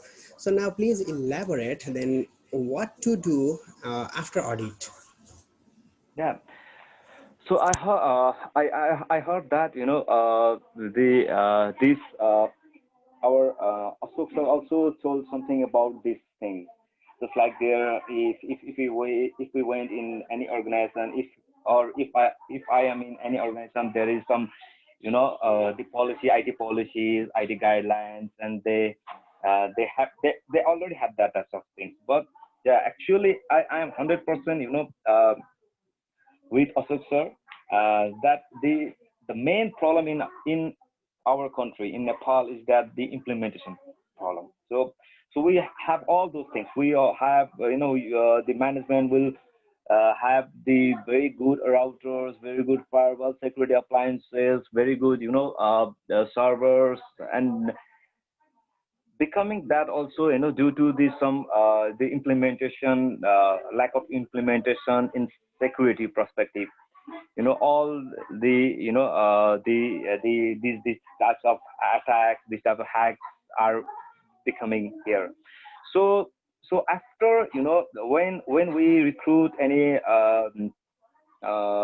auditor, IS auditor, or when we goes in any organization to do IS audit, then we will, or the result of IS audit is just the vulnerabilities, the weakness, how much weakness they have in their company, how much weak their technology implementation in their organization. That is the results. And that audit, the IT persons or the risks of department or the organization, what they have to do is that they have to start to solve or start to fill the gaps. The auditor reports are there. So the organizations must start to fulfill that gaps. So I think this is the process. This is the process after auditing. Sure, Hriday sir. So I have a straight question to you, and I expect the same level of answer from your side as well. These are 10 to 15 years of time interval. Is Nepalese market are ready to adapt the new change in terminologies of information security audit? This is a very good question, Suman sir. This is a very good question, and thank you for this question also. So yeah, the main challenge that we are already in this digital world, digital era, okay, and we people and all the the business enterprises, and we people also are moving toward the digital formation. But the main concern is that the uh, what we think is that the uh, security the people or the big organizations or the big enterprises who are giving the extra digital services to the people or to the customers, they still don't know what is the security. And very few of the enterprise levels think about security seriously.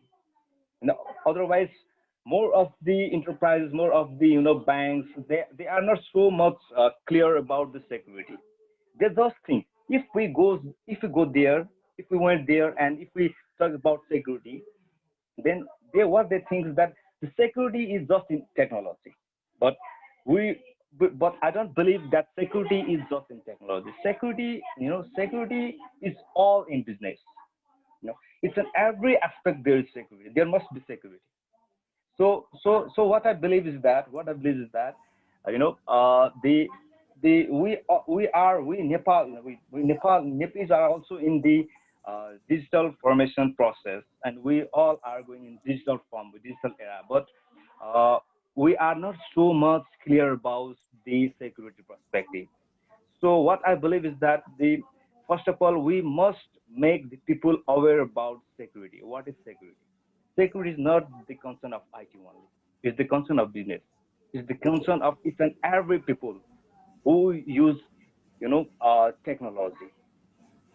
So what I recommend is that there should be some awareness training inside organization, awareness training in college, or awareness training in banks, enterprise, in every level. Thank you, Hriday sir. So almost we are at the end of the session. I have very rapid fire questions to all the panelists. The first question goes to the head of the IT department, Pradeep Nepal sir. So listening to all the IT auditors and the consultant, they try to summarize that yes, they are well equipped to adapt the new changes. So is a bank ready to get in practice with the IS audit, and they are ready to follow all the guidelines provided by the Nepalese market? For example, you can take the new IT bylaw provided by the NTA and by the Nepal Rashtra Bank. So are you well equipped to adapt to this practice? Well, yes.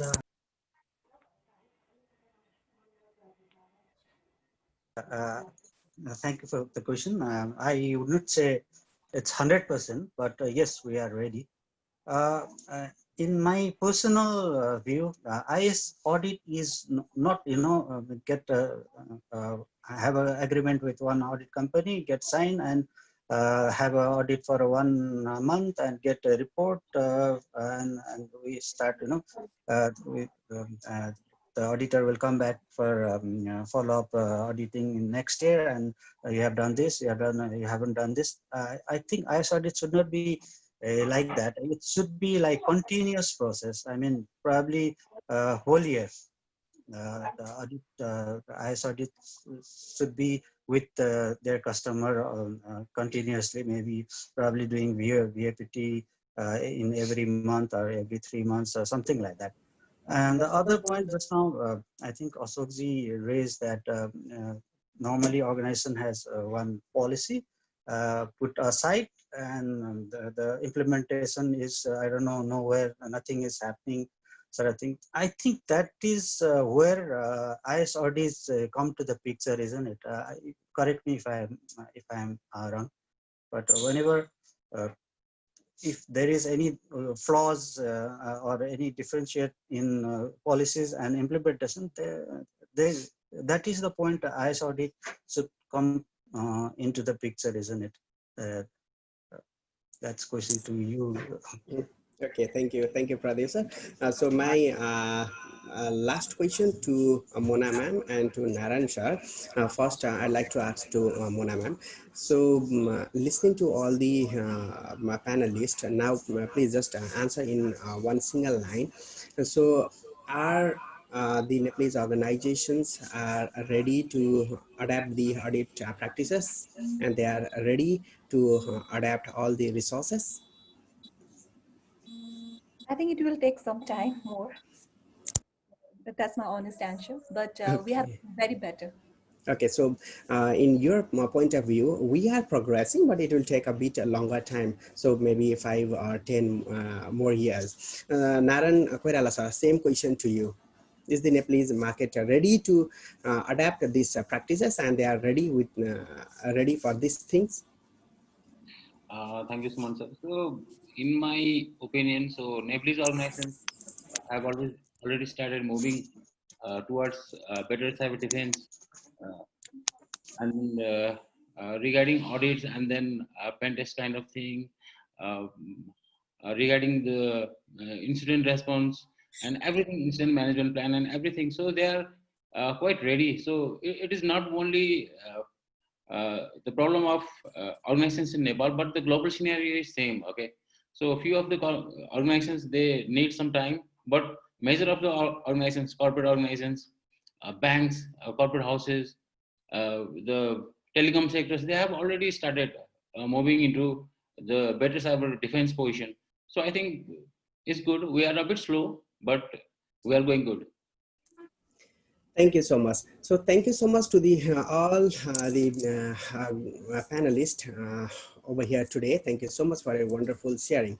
So if we talk about the audit, then people all around the world and talking about the Nepalese context, people are well aware about the financial audit, but still there is a less practice of IT and IS audit. So through this panel discussion, what we like to make clear is, as the financial audit gives the best report for the financial decision making, similarly the IT is also the heart of the organization. So it is very important to protect the IT systems of the organization. So thank you so much, dear panelists, for a wonderful time, and then thank you so much for sharing. What we can conclude is, yes, the consultant, the ITIS auditors are ready to go through the practice and to adapt the new changes. So along by saying this, thank you so much for being here. Thank you so much for listening to us. That's all. Thank you. Thank you so much. This is the end of the panel discussion. Now further hand over to the host of the session. Thank you so much. Thank you so much, Suman Thapalia, sir. Thank you for the completion of the session too. First of all, I would like to thank all the resource persons of this second session. Naresh Lamgade sir, Mona Nachu ma'am, Ridesh Rai sir, Pradeep Nepal sir, Ashok Gurung sir, and Narayan Koirala resource person.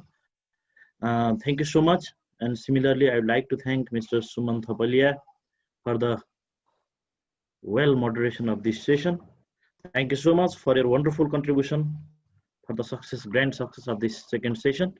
And I would like to request to proceed to the third session of international conference, international webinar IW 2020 to Dr. Pawan Kumar Sharma, who is the Senior Vice President of CSRI. I would like to add some more about it. Regarding our third session, as per our international conference, in this third session, we are going to discuss about the national cybersecurity strategies for Nepal, being specific to Nepal. And this session would be moderated by Dr. Pawan Kumar Sharma, and the rapporteur would be Mrs. Divyatara Sakya ma'am. And in this session, the major key resource persons are Kumar Pradesani sir. He is the ICT expert from MOCTCA. Raja Kiran Basukala ma'am, she is the Deputy Director of NT and Cybersecurity Research and Innovation Vice President. Colonel Achit Sharma sir, he is from Army headquarters. He is the representative from Nepal Army. And Paspati Kumar Roy sir from Nepal Police, he is the SP sir. And Dr. Gayendra Sharma sir, who is the Associate Professor of Kathmandu University. So I would like to request Senior Vice President of CSRI, Dr. Pawan Kumar Sharma, to proceed the session ahead. Mr. Suman sir, Pawan sir, please. Thank you, Sarigram Parajali, Master of Ceremony. Without delaying, you know something is wrong when the government declares opening someone's email. Is a felony actually, but your internet activity is fair game for data collection, isn't it? Either wrong thing. And Marco Polo Crispell says once, let's face it, actually, the future is now. We are already living in a cyber society, so we need to stop ignoring or even pretending that it is not affecting us. Thank you. This is Dr. Pawan Kumar Sharma, Senior Vice President of Cybersecurity, Center for Cybersecurity Research and Innovation, and this session's moderator. Greeting of the day from Nepal. In this panel discussion, I'm going to introduce in a simple line with all the panelists. First one, I would like to request our technical team to highlight, spotlight to the panelists. First, Mr. Kumar Pradesani, who is an ICT expert, and he is at Ministry of Cultural Tourism and Civil Aviation, and also he is a founder, Vice President of npCert. Second one, Ms. Rosa Kiran Basukala, who is the Deputy Director of Nepal Telecom Authority NTA, and she is the one of the within the 10th expert Oman expert in the South Asia also. And we are here with Colonel Achyut Sharma. He is from Nepal Army. He is looking after the computer division. And another one, Superintendent of Police, Mr. Pasupati Kumar Roy, who is looking after the cyber cell of Nepal Police. He has done so many certification also. He has done cyber security and policy making consequences from USA. And also he has done computer hacking forensic investigation and ES from EC Council. And we have another 3 person over here to give some point and some highlight for our Nepal's strategies. Mr. Dilli Bansakya, who is Chief Technology Officer from Nepal Clearing House. Another one, a professor, associate professor from Kathmandu University. His name is Dr. Gajendra Sharma. He is also very enthusiastic in this topic. And lastly but not least, we are here, Business Development Manager from Microsoft Operation, who is looking after the South Asia. He is Mr. Dipendra Bajrachari. Without dealing, I would like to start with things really within the previous session, that the readiness of the IS audit and readiness of the cyber security is there, and our panelists clearly shows with example that we are ready, but the adaptation to be needed. Regarding government adaptation, government already declared that in 2018 that Digital Nepal Framework has there with us with 8 initiatives for agriculture, energy, tourism, financial sector, connectivity, urban infrastructure, and education, and lastly health. Under that, on the point of 71, in the framework that is clearly stated that Nepal Cyber Security Center will be established and started to cooperate with all the information. And at the ICT policy 2015, there are some data security and protection standard were there, and we know that draft IT bill is there, which is gathering so many cyber security related things over there also. Here we are having from government Kumar Pudasaini, who is looking after the MOCTCA. I would like to ask him a question. What step his organization is taking for the cyber security to as a strategy thing? Kumar Pudasaini, sir.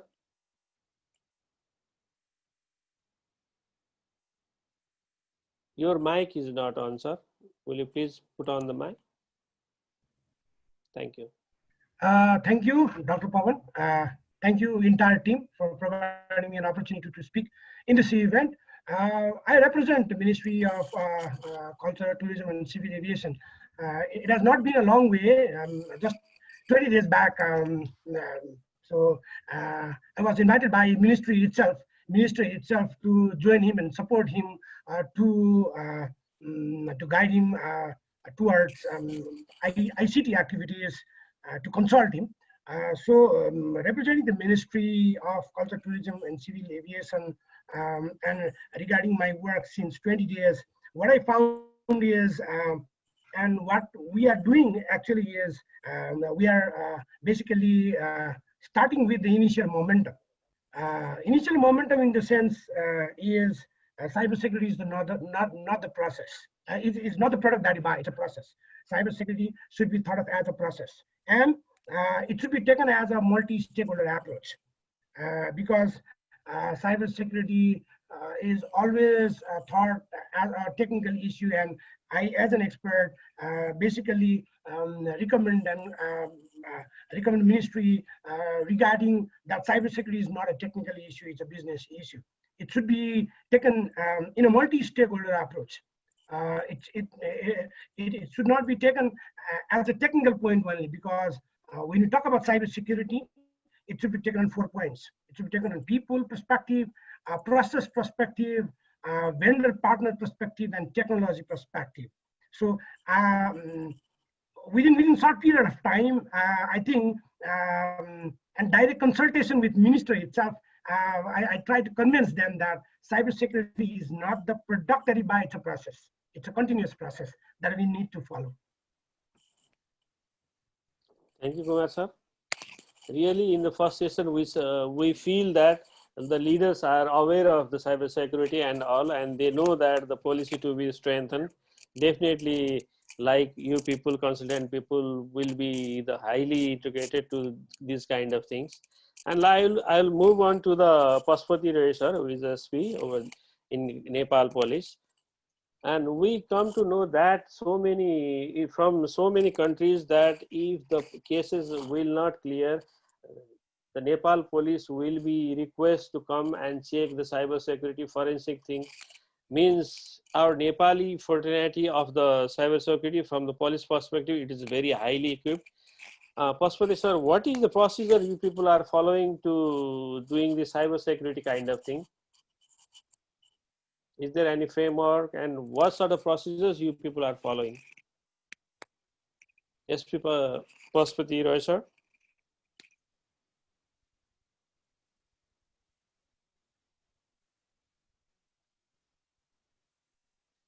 Pashupati Roy sir, are you there? Technical team. I am seeing his name. Is there any problem?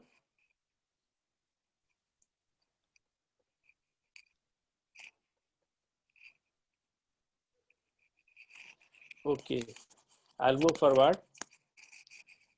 No sound, Pashupati ji. No sound, Pashupati ji. Please unmute yourself. He is unmuted. The sound is not clear. Will you, technical team, will you highlight the Pashupati Ray? Okay, I'll move forward. I'll get back to the person after technical problem solution. In the recent scenario, in 2012, NRB is come up with some sort of IT guideline and cybersecurity things. But recently, 2-3 months before, NTA has come up with some very beautiful standardized standard procedures to do audit and getting the report and to check and balance for the all ISPs, telcos and all. In this scenario, I'd like to ask Rosa Kiran Basukalaji, how she feel that whether Nepali people are ready, Nepali consultation, Nepali companies are ready for the doing IS audit or not? What is their feeling over the industry? Rosa Kiran Basukala, ma'am. Thank you, Pawanji, for the question. So basically, it's been a couple of months. Nepal Telecommunications Authority has launched Cybersecurity Bylaw 2020, so which is in the phase of implementation. We have been doing consultations with our telecom service providers, internet service providers, network service providers, and also we have been doing continuous consulting with the IS auditors available in the Nepalese market.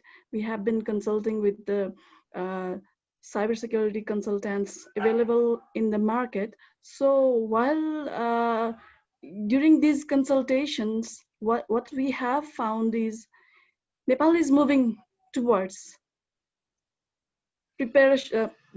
preparation of these IS security audits, so which is already in practice in other sectors like banking sector, other sector like insurance company sector, software company sector. So we do think that the telco industry itself is also ready for the information security audits as per the bylaw, which has provisioned the mandatory provision of IS audits. Thank you. Thank you, Rosa ma'am.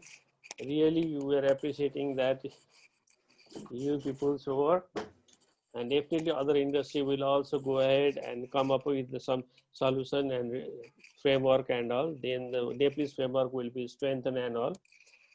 After Rosa Basukalaji, I'll come with the Diliman Singh Sakya, who is CTO and expert in the technology.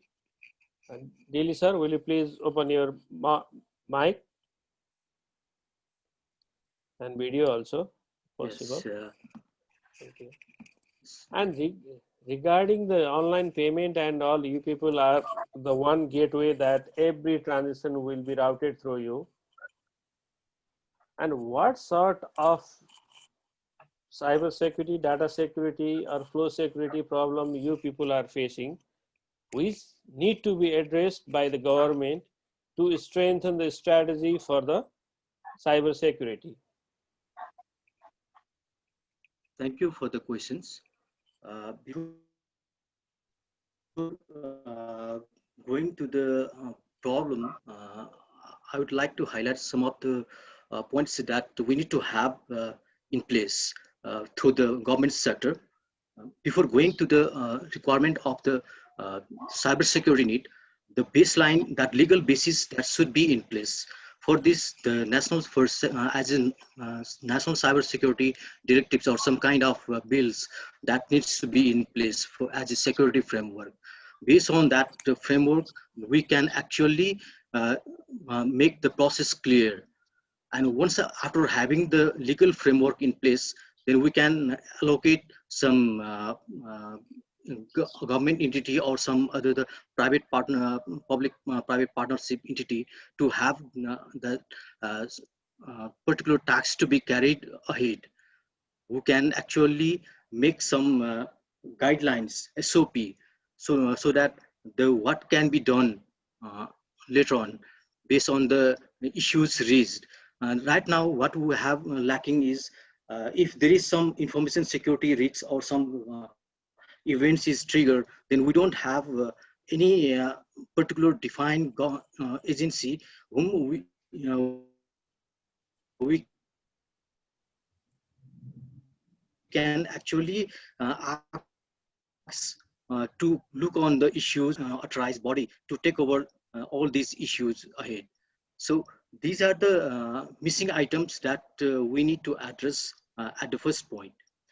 Now, coming back to the issues that what we are facing right now, we as a payment and clearing and settlement house, we are actually giving the platform to all the banking sector for the transaction. And what we are having the lack of all other guidelines and approaches, what we are following our internal process, which is the industry's best practice. And while talking about the industry best practice, we mostly follow ISO 27001 standard as our inherent best practice for making this entire internal controls and the secure security to be in place. So rather going into that standard, I think if any companies follow that basic checklist on that plan, do, check, act of act, these four principles of the industry-based standard, that will actually help any corporate or BFIs to have their internal control in place.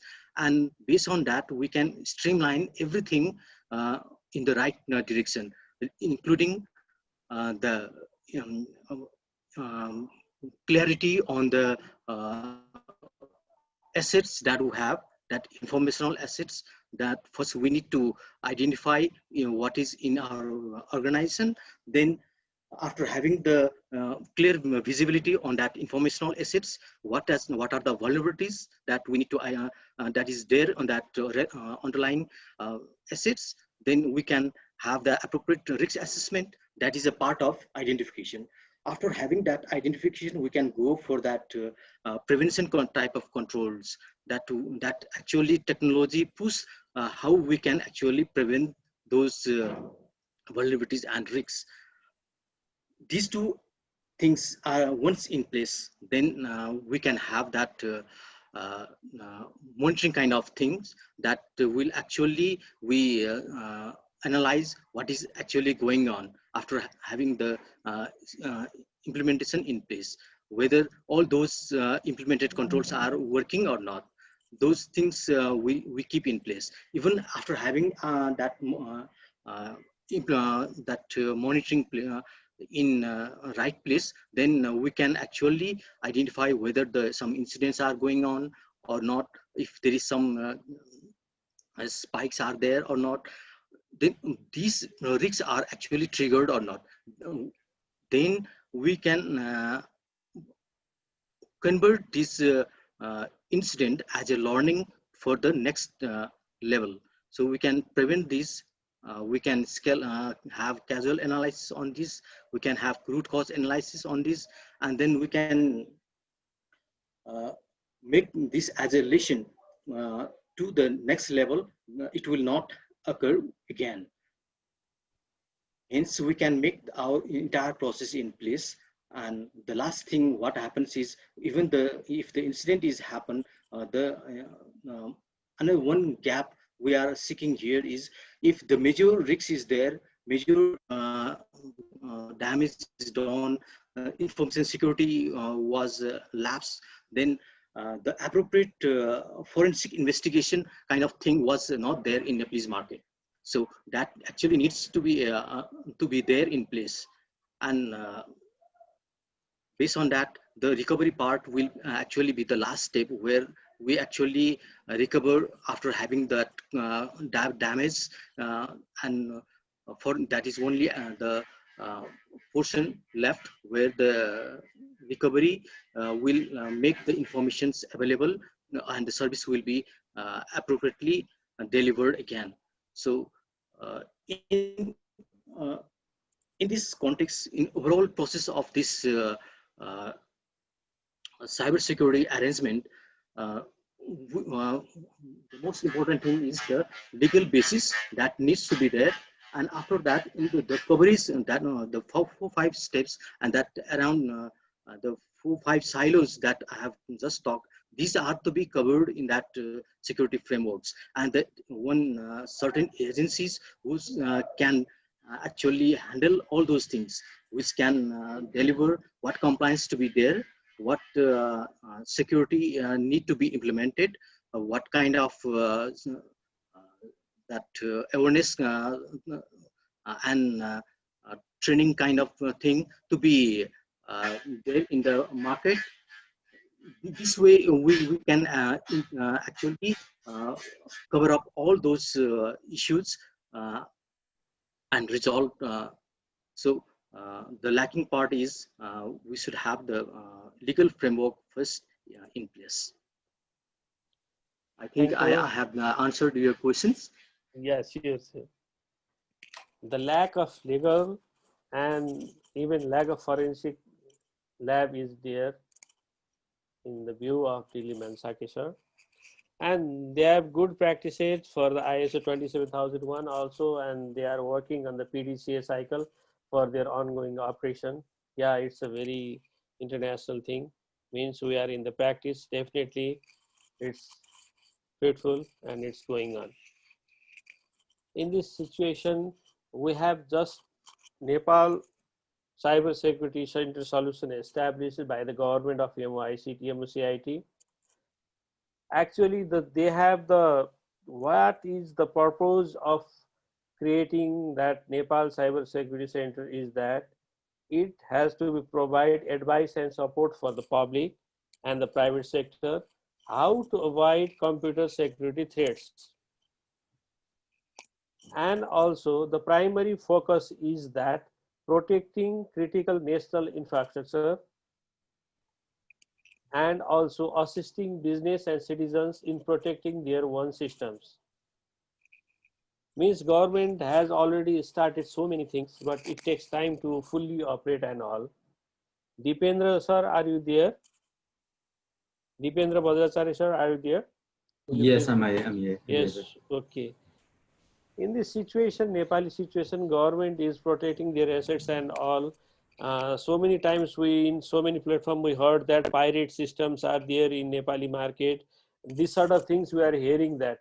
My straight question as a Microsoft is that can Microsoft put down all the computers which is pirated? They have the power or not? It is a straightforward question, actually. Okay, no, technically, yes, I would say, because, it's the build up to OS, and when Microsoft might have built, many years back, there's a mechanism to update the pieces, right? So if there's a mechanism to update the pieces, there should be a mechanism to take down the PC as well, right? Okay. But it has the, the multi-dimensional, the effect if Microsoft takes the very hard step to take down all the PCs. But rather Microsoft, if you notice, right now Microsoft is moving towards cloud 100%. The goal was to move towards Microsoft cloud by 2020. We are almost there. If you look at the traditional way of buying software, the Windows, the Office, the SQL Server, the Excel Server, is everything available by subscription model or the cloud model already. Also, there is some form of the on-premise, the perpetual licenses is also available through the traditional resellers. But by January first week, we are shutting down the traditional the licenses and then turning on the cloud services or the subscription services of the software. So with that, I think it's a different course we are taking to make sure that people are using genuine software. At the same time, the people who could not afford, let's say the individuals like us, the home users, Microsoft have already made Windows software for the free.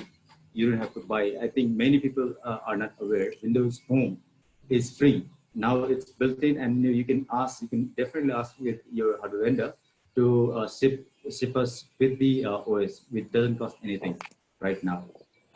At the same time, if you're talking about the education, you're completely aware that Microsoft has been treating education as one of the philanthropy area. We have already on board more than 1,000 schools and colleges with Office 365 for the distance learning, and also have a kind eyes to give away the operating system and all that.